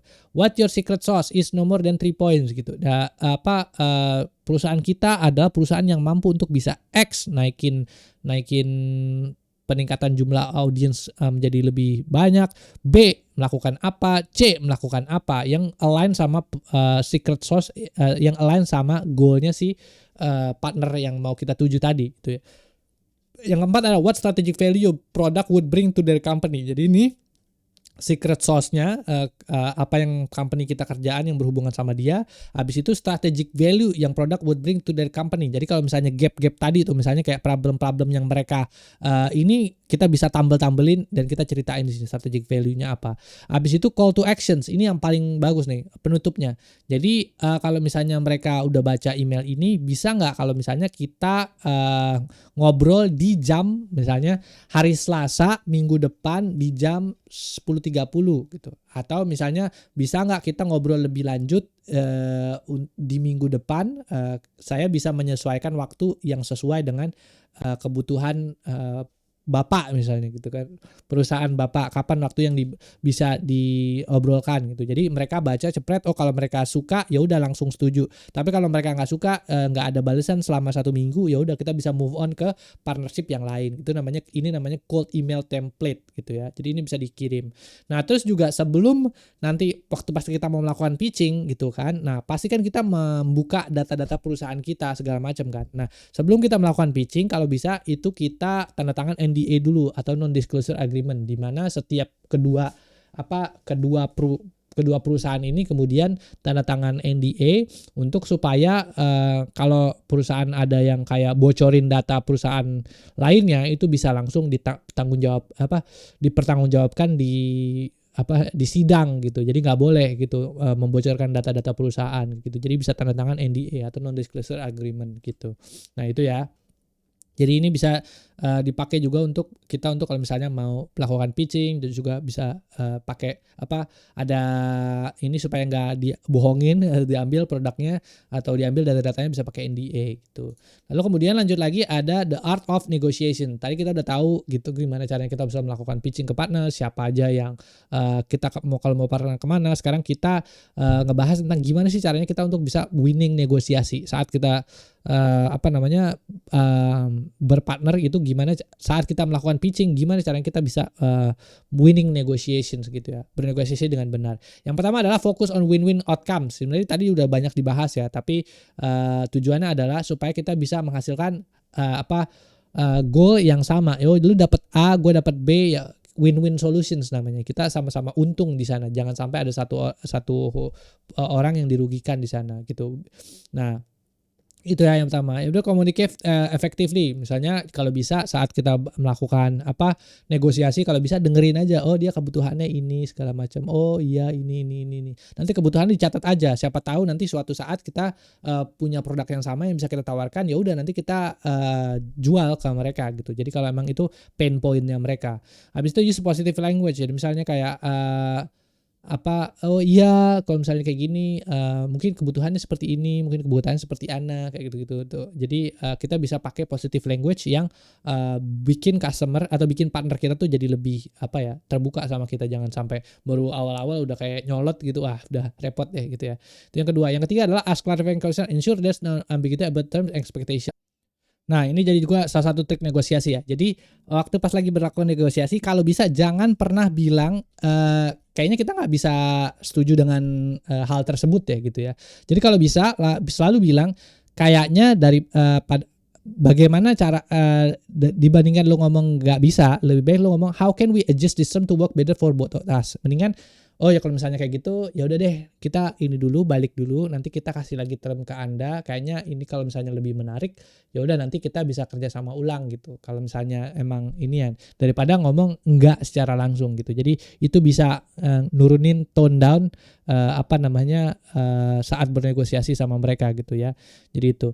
Yang ketiga adalah know your BATNA. BATNA itu adalah best alternative to negotiated agreement. Nah ini juga penting juga yang harus kita pelajarin ya gitu. Jadi kalau misalnya ini, define your walk away point, what's the minimum acceptable outcome for you. Misalnya kayak gini, kita pengen jualan produk harganya Rp5.000 gitu, tapi si customer nawar gitu kan 4.000. Nah 4.000 ini tuh masih boleh dijual apa enggak gitu. Kita harus tahu titik terendahnya kita tuh berapa. Misalnya harga aslinya tuh 2.500 gitu kan. Kalau kita jual 5.000 udah untung 2.500. Nah customer nawar 4.000, masih boleh apa enggak? Oh kalau misalnya boleh ya udah berarti nggak apa-apa. Tapi kalau misalnya customer nawar harganya 2.500 ya kita rugi dong, atau 2.000 ya kita rugi dong. Makanya jadi harus tahu alternatif negosiasi terendahnya tuh berapa gitu. Jadi cari yang namanya walk away point-nya, paling titik minimum acceptable outcome tuh berapa. Misalnya kalau 2.000 jangan sampai 2.500, kalau bisa 4.000 atau 5.000 sekalian gitu. Nggak ada negosiasi sama sekali kayak gitu. Jadi itu yang pertama. Yang kedua, access your partner BATNA. What alternative might they have if they don't partner with you. Ini juga nih yang penting nih. Jadi supaya partner itu bisa mau bekerja sama-sama kita bikin BATNA-nya buat si partner itu. Kalau ibu nih kan kadang-kadang sering juga para marketing melakukan kayak gini. Kalau ibu nggak beli di kita sekarang, itu mungkin harganya bakalan naik loh. Ibu tahu nggak, toko sebelah toko sebelah itu jual dengan harga lebih mahal. Terus udah gitu ibu nggak dapat bonus. Kalau ibu beli sama saya, nanti ibu mungkin ini saya kasih nomor WhatsApp saya, nanti ibu kalau misalnya mau beli apalagi saya kasih diskon deh. Kayak gitu. Batna itu Batna ya namanya. Best alternative to negotiation agreement. Jadi kayak gitu-gitu. Kita gimana caranya kita bisa ngulik saat bernegosiasi supaya orang tuh mau kerja sama kayak kita. Itu ada teknik-tekniknya gitu ya. Kayak gitulah. Jadi gimana caranya kita bisa juga bikin batna buat si partner itu tadi. Jadi supaya dia nggak beralih ke yang lain. Itu yang kedua. Yang ketiga adalah stay confident. Knowing you have other options strengthens your negotiation proposition.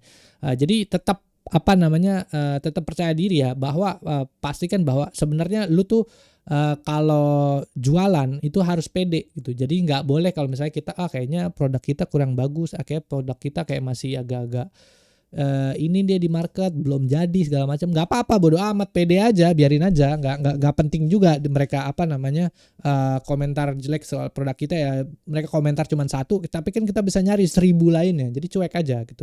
Jadi tetap confident apapun yang kekurangan dan juga strength kita tuh, jadi pede aja gitu. Itu yang ketiga. Lanjut aja. If the partnership negotiation fall through, your partner may be collaborating with the different partner or pursuing the project internally gitu. Jadi ya kayak gini ya. Cari batnanya, ini triknya. Yang keempat adalah stay emotionally intelligent. Sebenarnya ini umum sih. Jadi waktu pas lagi kita melakukan partnership sama orang, jadi kalau bisa tetap sabar, recognize and address emotion. Jadi kalau misalnya customernya marah segala macam gitu atau partnernya marah ngomong-ngomel, ya udah sabar, cool down, biasa aja, santai aja gitu ya.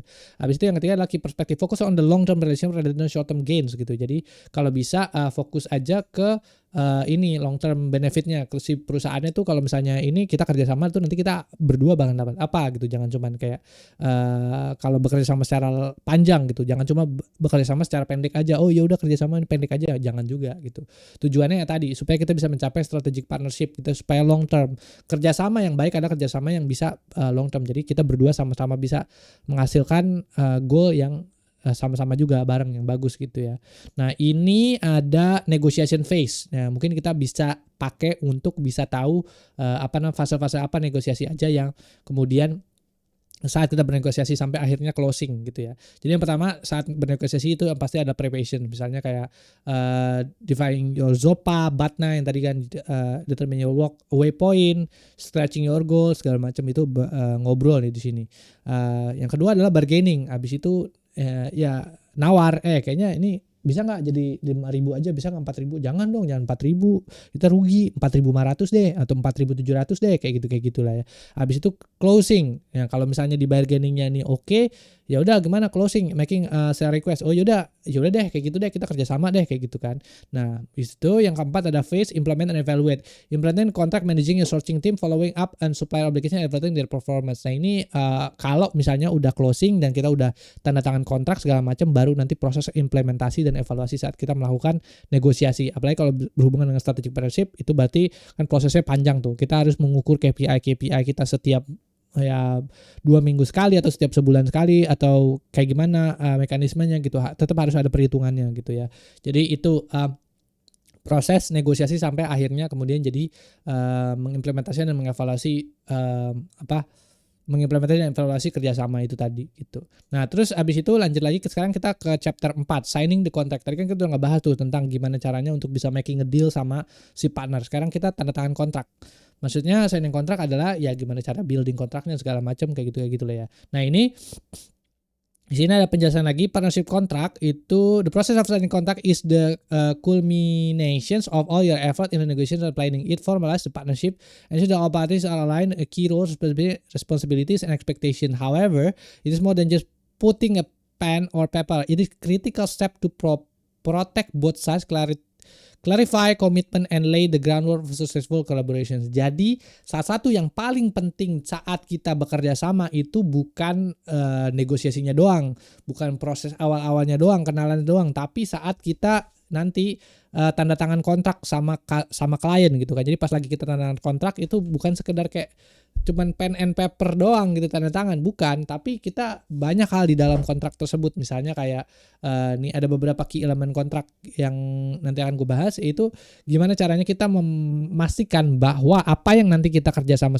dia itu benar-benar sesuai dengan apa yang strategi goal kita, dan mereka juga bisa dapat benefit dari apa yang mau kita kerjasamain nantinya gitu. Jadi ini juga jadi bagaimana cara kita merangkum kerjasama gitu dengan cara menuliskan kontrak yang benar.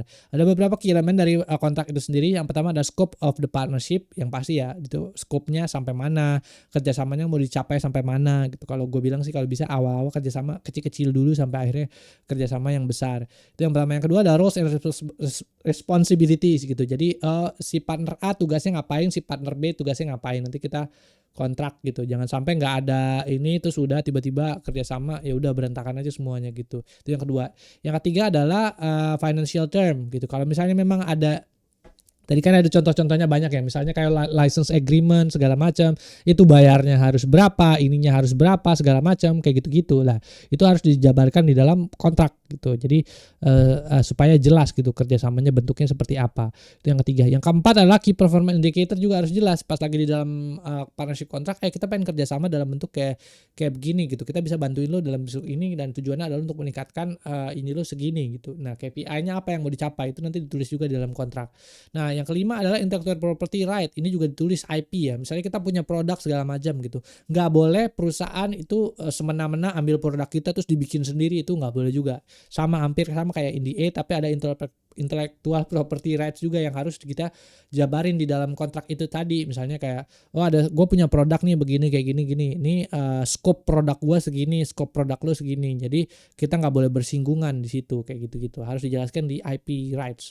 Yang keenam ada confidential and non-disclosure. Hampir sama nih kayak IP rights tadi. Di sini ada produk-produknya namanya apa. Confidential and non-disclosure itu artinya adalah sesuatu hal yang nggak boleh di-share sama orang lain, hanya yang boleh tahu hanya si pekerja sama itu tadi gitu, yang boleh tahu gitu. Kalau di-share nanti dia akan kena denda atau mungkin bisa masuk court gitu. Jadi masuk ke jalur hukum nanti. Term and terminations ini juga penting juga. Term and terminations adalah saat kita ada satu partner yang kemudian partnernya tuh rese segala macam, terus abis itu dia nggak menjalankan roles and responsibilities-nya dia, tapi dia asking kita untuk bisa tetap ngerjain itu juga bisa kita masukkan ke dalam bentuk kontrak. Jadi kalau misalnya lu tidak menjalankan pekerjaan lu gitu, menjalankan roles lu di saat bekerja sama ini, maka ini kontraknya bisa di-terminate kapan saja misalnya. Itu juga bisa ditulis di dalam term and termination. Jadi kita tidak terikat sama kontrak itu, tidak terbelenggu sama kontrak itu. Nah, kayak gitu ya. Terus juga dispute resolution. Misalnya kalau ada ini yang diambil datanya segala macam, itu bagaimana cara dispute-nya gitu. Gimana caranya establish mechanism to resolving conflict gitu. Apakah dengan cara mediasi, arbitrary atau legal proceeding gitu. Jadi kalau misalnya ada pelanggaran kontrak. Itu yang ke-8. Yang sebenarnya ada indemnifications and liability. Define which party is responsible for specific risk and damage that may occur during partnership. The agreements may state partner A will indemnify partner B against any classification arising from. Nah ini juga bisa ditulis. Jadi kalau misalnya ada yang perusahaan-perusahaan yang nggak mau kena damage segala macam, itu bisa ditulis juga di indemnifications and liability gitu. Gue nggak terlalu jago di bagian kontrak sih, tapi ya biasanya ini salah satu bentuk format partnership yang biasanya ditulis sama perusahaan-perusahaan, yang dibuat sama perusahaan-perusahaan kayak gitu ya. Lalu kemudian lanjut lagi ke chapter berikutnya, yaitu leading to the launch gitu ya. Leading sampai rilis gitu, rilis produknya gitu ya. Nah ini yang pertama adalah move from deal to actually working together. Ini ada beberapa step-stepnya gitu ya. Setelah lu melakukan tanda tangan kontrak, itu ada proses-proses lanjutan lagi. Misalnya yang pertama adalah establish a clear onboarding process. Oh yaudah, kalau misalnya udah selesai nanti kita kerjasama, lalu nanti kita akan ada onboarding prosesnya, melakukannya ini X, Y, Z, begini loh kayak gitu. Jadi bikin onboarding prosesnya. Yang kedua ada develop implementation plan. Jadi kalau misalnya udah ada partnership kontraknya udah oke, lalu implementasinya bagus prosesnya seperti apa kalau di perusahaan Anda. Nanti kita meeting lagi segala macam. Oh kayak gini gitu. Oh ya udah berarti nanti kayak gimana prosesnya. Lalu yang ketiga adalah monitor progress and KPI. Ini juga kemudian jadi penting. Misalnya kalau bisa sih pakai scorecard gitu, pakai balance scorecard supaya kita tahu oh pertumbuhannya kayak gini, segini, apa yang kita mau capai itu segini. Jadi kayak gitulah partnership ya. Jadi monitor progress and KPI dengan para partner kayak gitu. Yang keempat adalah foster open communications. Jadi semuanya tuh harus terbuka gitu. Kalau bisa ya bikin channel bareng lah kerjasama gitu ya. Di mana kayak gitu, entah bisa dibikin di Slack atau di mana di WhatsApp group atau di mana kayak gitu untuk bisa ngobrol lebih dalam soal masalah partnership yang sudah dilakukan gitu. Jadi orang-orang nggak semena-mena gitu. Oh iya nih gue udah melakukan ini banyak tapi kalau nggak begini kayak gitu. Itu jadi bermasalah juga kalau nggak ada open communications yang tepat antara kedua belah pihak kayak gitu ya. Nah itu terus abis itu ya itulah tentang bagaimana caranya kita untuk bisa mendorong produk-produk, mendorong kerjasama kita untuk bisa jadi lebih achievable gitu ya dengan cara pakai KPI dan segala macam. Ini format yang setelah kita tanda tangan kontrak. Lalu kemudian lanjut lagi ke chapter 6 ada managing partnership to success gitu ya. Jadi bagaimana caranya kita mendorong partnership kita untuk bisa jadi lebih sukses. Yang pertama adalah surviving a failed product gitu ya. Jadi kadang-kadang saat kita mendevelop bekerja sama belum tentu semua hasil kerjasama itu tuh bisa jadi sukses gitu ya kan. Ada juga hasil kerjasama yang kemudian jadi fail segala macam kayak gitulah. Nah, failure is inherent part of innovations and partnership. Jadi saat bekerja sama belum tentu kerjasamanya itu bisa jadi menghasilkan sesuatu yang bagus, bisa juga jadi berantakan gitu kan. Nah saat produknya gagal, saat inovasi atau kerjasamanya gagal, ya kita harus memikirkan beberapa komponen-komponen ini. Yang pertama assess the damage gitu ya. Apa yang terjadi, apa sebenarnya yang salah gitu, yang dari ini kenapa itu bisa gagal gitu ya. Yang kedua adalah how much did the failure cost, berapa time-nya, resources-nya atau uang yang kita keluarkan kemudian yang jadi bikin kita tuh gagal gitu. Yang ketiga ada are there any salvageable aspect of the project gitu ya. Pokoknya kayak gitulah ya. Nah, yang kedua adalah poin kedua, take responsibility and communicate. Transparency is a key to maintaining trust both with your partners and external stakeholder like customer or investor gitu ya. Jadi selalu saat kita bekerja sama gitu, kalau misalnya mau sukses mau enggak, itu kita harus berpikir ambil tanggung jawab. Oh yaudah gue salah. Oh yaudah gue customer ini gue salah juga misalnya. Gitu. Jadi keduanya sama-sama ambil responsibility dan juga mengkomunikasikan satu sama lain sehingga produk yang tadinya gagal mungkin kita bisa evaluasi bareng-bareng terus bekerja lagi sehingga nanti hasilnya bisa jadi benar lagi. Jadi beberapa caranya adalah acknowledge and failure honesty without pointing finger. Jadi kalau misalnya produknya gagal, yaudah bilang aja, oh yaudah gue salah, tapi jangan nyalahin. Oh, lu ini gara-gara lu begini-begini. Enggak, udah selesai. Gue salah misalnya, habis itu perusahaan gue salah, habis itu perusahaan kita gagal, terus gimana yang kita harus lakukan kayak gitu ya. Itu yang pertama. Yang kedua adalah share lessons learn and your commitment to addressing a mistake. Jadi nextnya beberapa kan tadi di sini kan assess the damage. Jadi kita udah tahu nextnya mungkin kalau misalnya ada kegagalan kayak gini, mungkin kita nggak boleh berpartner sama perusahaan yang kayak begini gitu gitulah ya. Reassure stakeholder about the next steps juga gitu. Jadi penting juga untuk ngasih tahu, oh lu kalau misalnya gagal ini communicationsnya harus diobrolin sama customer. Bagusnya nextnya tuh kita melakukan ini kayak gitu, jangan cuma diem doang gitu ya. Itu yang kedua. Pivot to a new opportunity. Kalau misalnya kita udah tahu nih kerjasama berdua gitu kan sama perusahaan gitu atau sama partner gitu. Nah tiba-tiba pas di tengah jalan kayaknya ini tractionnya kecil, outputnya kecil. Ya udah deh, coba kita cari aja pivot ke opportunity baru. Kita kontrak close, abis itu kita cari opportunity baru di luar sana kayak gitu. Itu yang ketiga. Yang keempat adalah strategies for recovery. Jadi kalau misalnya benar-benar totally loss gitu kan, nah liquidate excess inventory or unused asset. Jadi kalau misalnya ada perusahaan gede gitu kan, terus bekerja sama bareng, terus tiba-tiba semua totally loss gitu, ya udah kalau yang bisa dilakukan ada liquidate excess inventory and unused asset gitu. Jadi dijual aset-asetnya segala macam, kayak komputer, server misalnya atau segala macam itu bisa dijual-jualin gitu.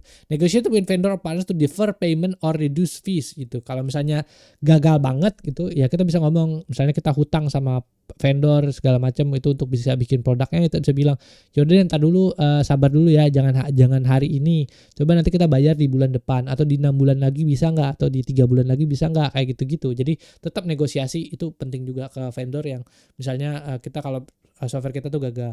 Yang ketiga adalah scale back non-essential operations temporarily to conserve cash. Scale back, jadi kecilin, jadi jangan terlalu gede-gede prosesnya, operasinya dibikin sekecil, habis itu dibikin on budget supaya nggak ngancurin atau nggak ngabisin uang cash gitu. Habis itu lanjut lagi surviving potential betrayal. Ini juga yang penting nih. Jadi nggak semua partnership itu ya jujur ya, nggak semua partner itu jujur gitu. Jadi ada juga partner yang kira-kira kampret gitu ya, kita udah kerjain setengah mati terus mereka ya udah menikmati doang tapi tanpa ada mau bikin kita sebenarnya jadi lebih berkembang kayak gitu. Itu ada juga partner yang kayak gitu. Nah, ketika ada ketemu partner yang kayak gitu atau mungkin mereka mengkhianati kita ini ada beberapa poin yang bisa kita lakukan gitu untuk bisa keluar dari kontrak yang kita udah tanda tangan sama si partner ini gitu ya. Yang pertama adalah types of partnership betrayal. Jadi ada beberapa tipe dari saat pengkhianatan partnership gitu ya. Yang pertama adalah breach of agreement. Jadi kalau udah tanda tangan kontrak terus habis itu dia nggak ngikutin kontraknya, itu namanya breach of agreement. Misuse of resources gitu kan. Jadi they exploit shared asset, intellectual property or financial for their own benefit. Ini penting ya. Jadi kalau misalnya ada satu partner kita udah bekerja sama dia, tiba-tiba dia exploiting keuangannya kita segala macam kayak gitu asetnya kita untuk keuntungannya dia, itu namanya misuse dari resources. Yang ketiga adalah lack of transparency, withholding critical information such as financial issues or new competing initiative that impact your partnership. Jadi kalau misalnya bekerja sama mereka biasanya kayak enggak, terus ditanya ini gimana hasilnya kayak gini-gini, apakah bagus apa enggak, itu masalahnya konfidensial, kita nggak bisa kasih tahu kayak gitu. Padahal di kontrak udah dijelasin. Nah itu bisa kita salah satu bentuk betrayal. Harusnya komunikasi itu berbentuk secara berbentuk secara transparan. Yang keempat adalah conflict of interest gitu. They enter agreement of partnership with competitors without your knowledge or consent. Ini juga. Jadi misalnya kita udah kerjasama sama dia, terus tiba-tiba dia kerjasama sama kompetitor. Nah itu juga salah satu conflict of interest yang nggak boleh dilakukan gitu ya. Yang kelima adalah abandonment. Withdraw from responsibility, leaving you to manage the workload of consequences alone. Ini sering dilakukan. Jadi yaudah kerjasama terus habis itu belum ada sebulan tiba-tiba mereka tinggalin aja kerjasamanya kayak gitu. Jadi ya penyakitnya biasanya perusahaan-perusahaan tuh kalau kerjasama kayak gitu. Yang kedua adalah immediate step to take after betrayal gitu ya. Jadi setelah ada yang pengkhianatan atau partner yang berkhianat, itu yang harus kita lakukan adalah yang pertama assess the damage gitu. Pikirin dulu apakah benar ini tuh pengkhianatan apa bukannya. Jadi lihat lagi damage yang dihasilkan. What specific agreement or expectation were violated? Lihat di dalam kontrak mana aturan-aturan yang dilanggar sama mereka. Yang kedua adalah how does betrayal impact your business operation, financial or reputation? Jadi kalau misalnya mereka berkhianat, lalu gimana nih di business operationsnya kita, keuangannya kita dan reputasinya kita di customer, lalu kayak apa hasilnya? Apakah akan berimpact apa enggak kayak gitu-gitu? Itu harus dipikirkan. Yang ketiga adalah is this an isolated incident or part of pattern behavior gitu. Jadi apakah ini adalah insiden sementara, ternyata dia sebenarnya nggak berkhianat, cuman gara-gara ada spesifik case sehingga dia akhirnya ngelakuin apa kayak gitu, kritis gitu. Jadi kita harus lihat gitu. Jadi benar-benar pengkhianatan apa bukan gitu ya. Terus habis itu ini contohnya adalah if a partner use your proprietary technology without permission, determine the potential of financial or reputational harm this may cause. Jadi misalnya kalau ada partner yang tiba-tiba pakai teknologinya kita tanpa sepengetahuan kita dan tidak sesuai kontraknya, itu harus dipikirkan juga ininya. Lalu lanjut lagi, kemudian ada communicate and confront. Address the issue directly with your partner to clarify intentions and understand their perspective gitu kan. Sometimes what appear to be betrayal may seem to form misunderstanding and misaligned expectation. Ini juga communicate and confront. Jadi bilang, lu kok pakai software gua nggak bilang-bilang sih emang ini kenapa gitu. Jadi sebenarnya ternyata yang mereka lakukan adalah bukan pengkhianatan, tapi sebenarnya mereka cuman kayak pakai aja gitu, cuman nggak tahu aja, misunderstanding, kesalahpahaman doang gitu. Jadi benar-benar harus diobrolin secara langsung, jangan tiba-tiba kita ngomong kalau oh lu ngianatin gua ya, kayak gitu-gitulah, harus dilihat gitu. Yang kedua ini lalu adalah steps to take. Yang pertama schedule private professional meeting. Jadi kita harus melakukan meeting sama partner kita, gimana sih caranya, kenapa lu melakukan ini, kenapa lu melakukan itu, minta mereka untuk kasih klarifikasi segala macam kayak gitu-gitu. Itu yang kedua adalah present your concern with evidence and example. Juga kasih lihat, oh ini ternyata lu melakukan bekerja di luar kontrak nih kayak gini, kenapa lo melakukan ini, lo harus jelaskan nih ini kenapa, nanti gue bisa bermasalah sama perusahaan gue gitu. Nah kayak gitu harus dijelaskan gitu ya. Itu yang kedua. Yang ketiga adalah allow the partner to explain their actions or offer resolution. Jadi kasih juga kesempatan ke partnernya untuk bisa ngejelasin, jangan cuman ya kita mau didengar doang tapi kita nggak mau dengerin, itu jadi masalah nantinya gitu ya. Itu yang ketiga. Yang keempat adalah inform legal or mediator support. Kalau misalnya kita udah berkomunikasi segala macam tapi tetap nggak bisa juga, ya udah mau nggak mau harus lewat jalur hukum gitu ya. Tapi kalau di jalur hukum di Indonesia, well, you need to see and learn gitu ya. Tapi biasanya kalau di Indonesia, kalau lu partneran, tiba-tiba partner lu berkhianat segala macam, ya udah just let it go aja kalau lu nggak punya duit. Kalau lu punya duit, masuk ke jalur hukum. Tapi kalau lu nggak punya duit, lebih just let it go. Indonesia kalau lu ini hukumnya mahal coy. Lu harus kemana-mana dulu gitu. Jadi ya nomor 4, info legal mediator support. Kalau bisa ya avoid this step gitu ya kalau di Indonesia gitu.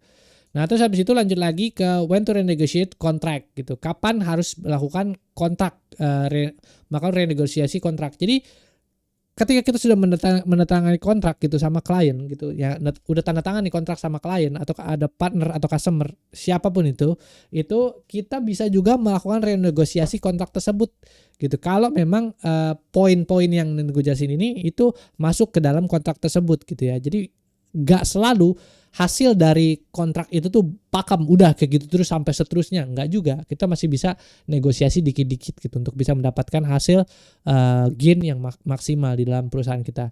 Yang pertama adalah kalau kapan kita melakukan renegosiasi kontrak, yang pertama adalah ketika significant market or business change. Jadi kalau misalnya ada teknologinya dulu pakai pakai cangkul, sekarang udah pakai traktor, ya lu masih tanda tangan kontrak pakai cangkul ya gimana gitu kan, harus dirubah gitu kan. Ketika market berubah, bisnis proses berubah, kita juga harus nge-adjust kontrak-kontrak yang ada. Jadi tetap melakukan renegosiasi kontrak itu bisa dilakukan.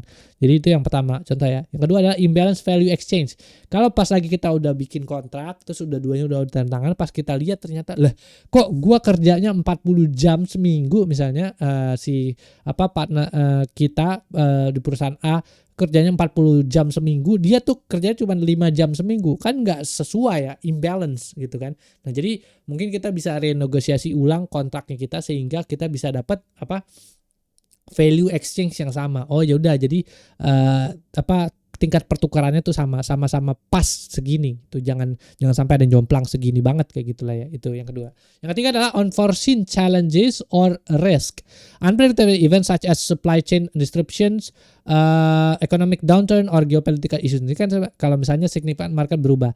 Nah, atau juga bisa juga kalau misalnya kita mau renegosiasi kalau misalnya ada unforeseen challenges, kalau ada masalah atau resiko yang akan kita hadapi, misalnya kayak ada supply chain bermasalah, ada ekonomi turun gara-gara misalnya kayak kemarin COVID segala macam, ada geopolitical issue segala macam yang ngebuat nggak bisa achieving target segala macam. Nah itu kita bisa renegosiasi kontrak ulang gitu. Yang keempat adalah dispute or misalignment. Itu juga kalau misalnya ada disagreement over the interpretations of contract types of conflict about priorities can signal the need of resolving ambiguities in their original contract, aligning strategic goal or visions, addressing any area of dissatisfaction. Itu juga bisa dilakukan untuk bisa melakukan renegosiasi kontrak gitu ya.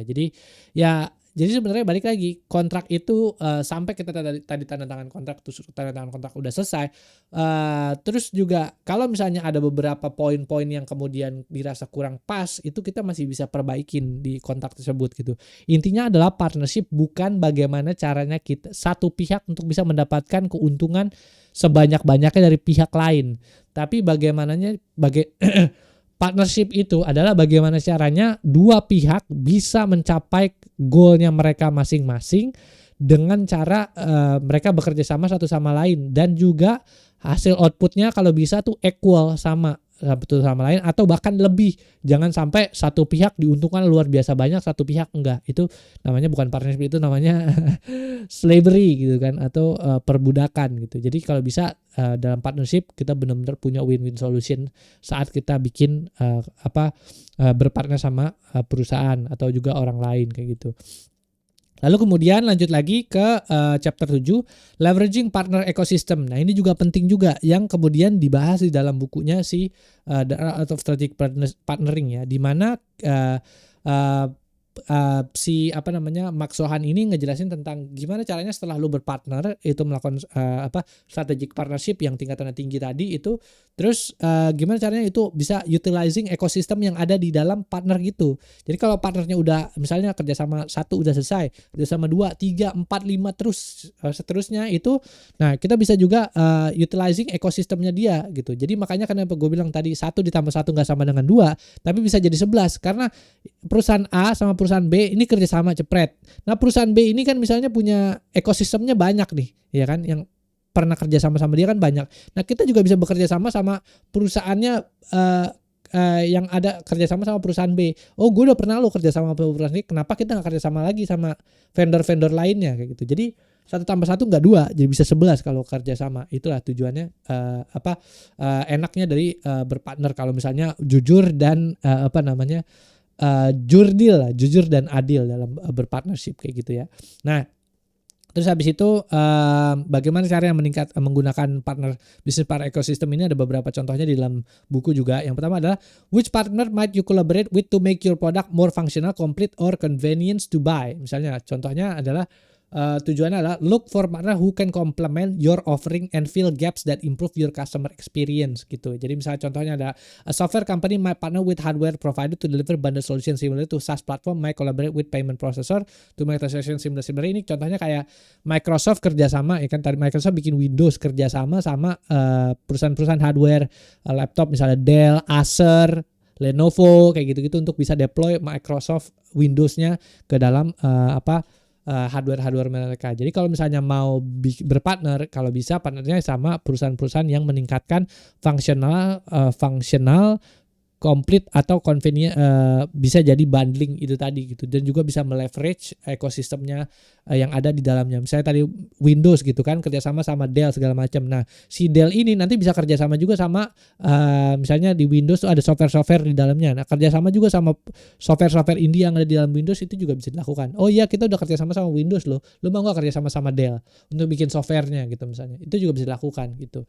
Itu yang pertama. Yang kedua adalah could you neutralize competitors advantage by adding partner product to your platform gitu ya. Nah jadi dengan cara kita menambahkan gitu kan partner produk ke dalam produknya kita, atau produk orang lain produk kita dimasukkan ke dalam produk lain, itu akan bisa menetralize kompetitor kita. Jadi kompetitor jadi akan sangat susah untuk bisa masuk ke dalam ekosistem partnershipnya kita gitu kan. Itu yang kedua. Yang ketiga adalah are there area innovation that could help you to leapfrog ahead in the growth gitu ya. Partnership can accelerate innovation by enabling you to leverage expertise or technology you don't currently have. Example, completely collaboration with AI or machine learning startup could allow you to product to adopt cutting edge capability faster, developing them in-house kan. Jadi ini contoh lainnya. Ada nggak sih partner ekosistem yang bisa kita kerjasama, kemudian nanti dari ekosistem tersebut yang bisa meleverage kita untuk bisa jadi punya competitive innovations atau advantage tertentu. Misalnya kayak kolaborasi dengan perusahaan yang bisa bikin AI gitu. Misalnya kita punya produk tertentu, atau kita perusahaan manufaktur, kita butuh produk otomatisasi misalnya. Kita bisa kerjasama sama perusahaan AI misalnya untuk bisa bikin otomatisasi kayak gitu lah ya. Jadi di situ prosesnya kerjasamanya yang bisa kita lakukan. Lalu kemudian yang ketiga, yang keempat adalah Could adding your partner make your product value vertical solutions. Ini juga misalnya proses vertikal, jadi dijual secara vertikal sebagai bundle gitu kan, itu juga bisa dilakukan. Are there implementation partner who can extend your reach or accelerate growth? Ada nggak sih partner-partner lainnya yang dari partner yang kita udah pernah sebelumnya itu yang bisa kita berpartner lagi untuk bisa mengakselerasi pertumbuhan kita. Misalnya berpartner, misalnya kita pernah kita berpartner sama partner ini B gitu misalnya. Nah nanti partner B ini ada nggak sih lo pernah partneran sama misalnya digital marketing nggak? Lo pernah perusahaan sama perusahaan internet marketing nggak? Kayak gitu-gitu. Jadi semakin menyebar nih. Ini kan satu ini menyebar ke banyak kayak gitu. Itu bisa juga lakukan. Yang keenam ada are service partner with industry expertise who can add value to your product.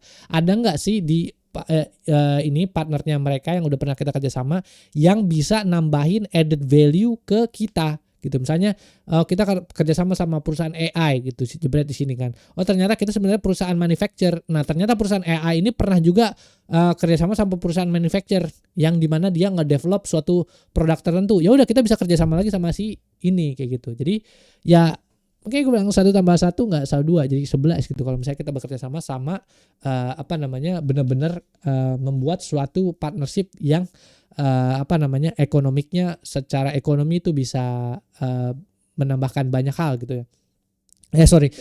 Sama-sama bisa menambahkan benefit, susah banget ngomongnya. Jadi kalau bisa bikin partnership yang jurdil itu hasilnya akan sangat besar dan reputasi kita juga akan semakin meningkat kalau kita bisa jurdil gitu ya, dibandingin sama kita ya nipu-nipu sana sini segala macam kayak gitu-gitulah ya.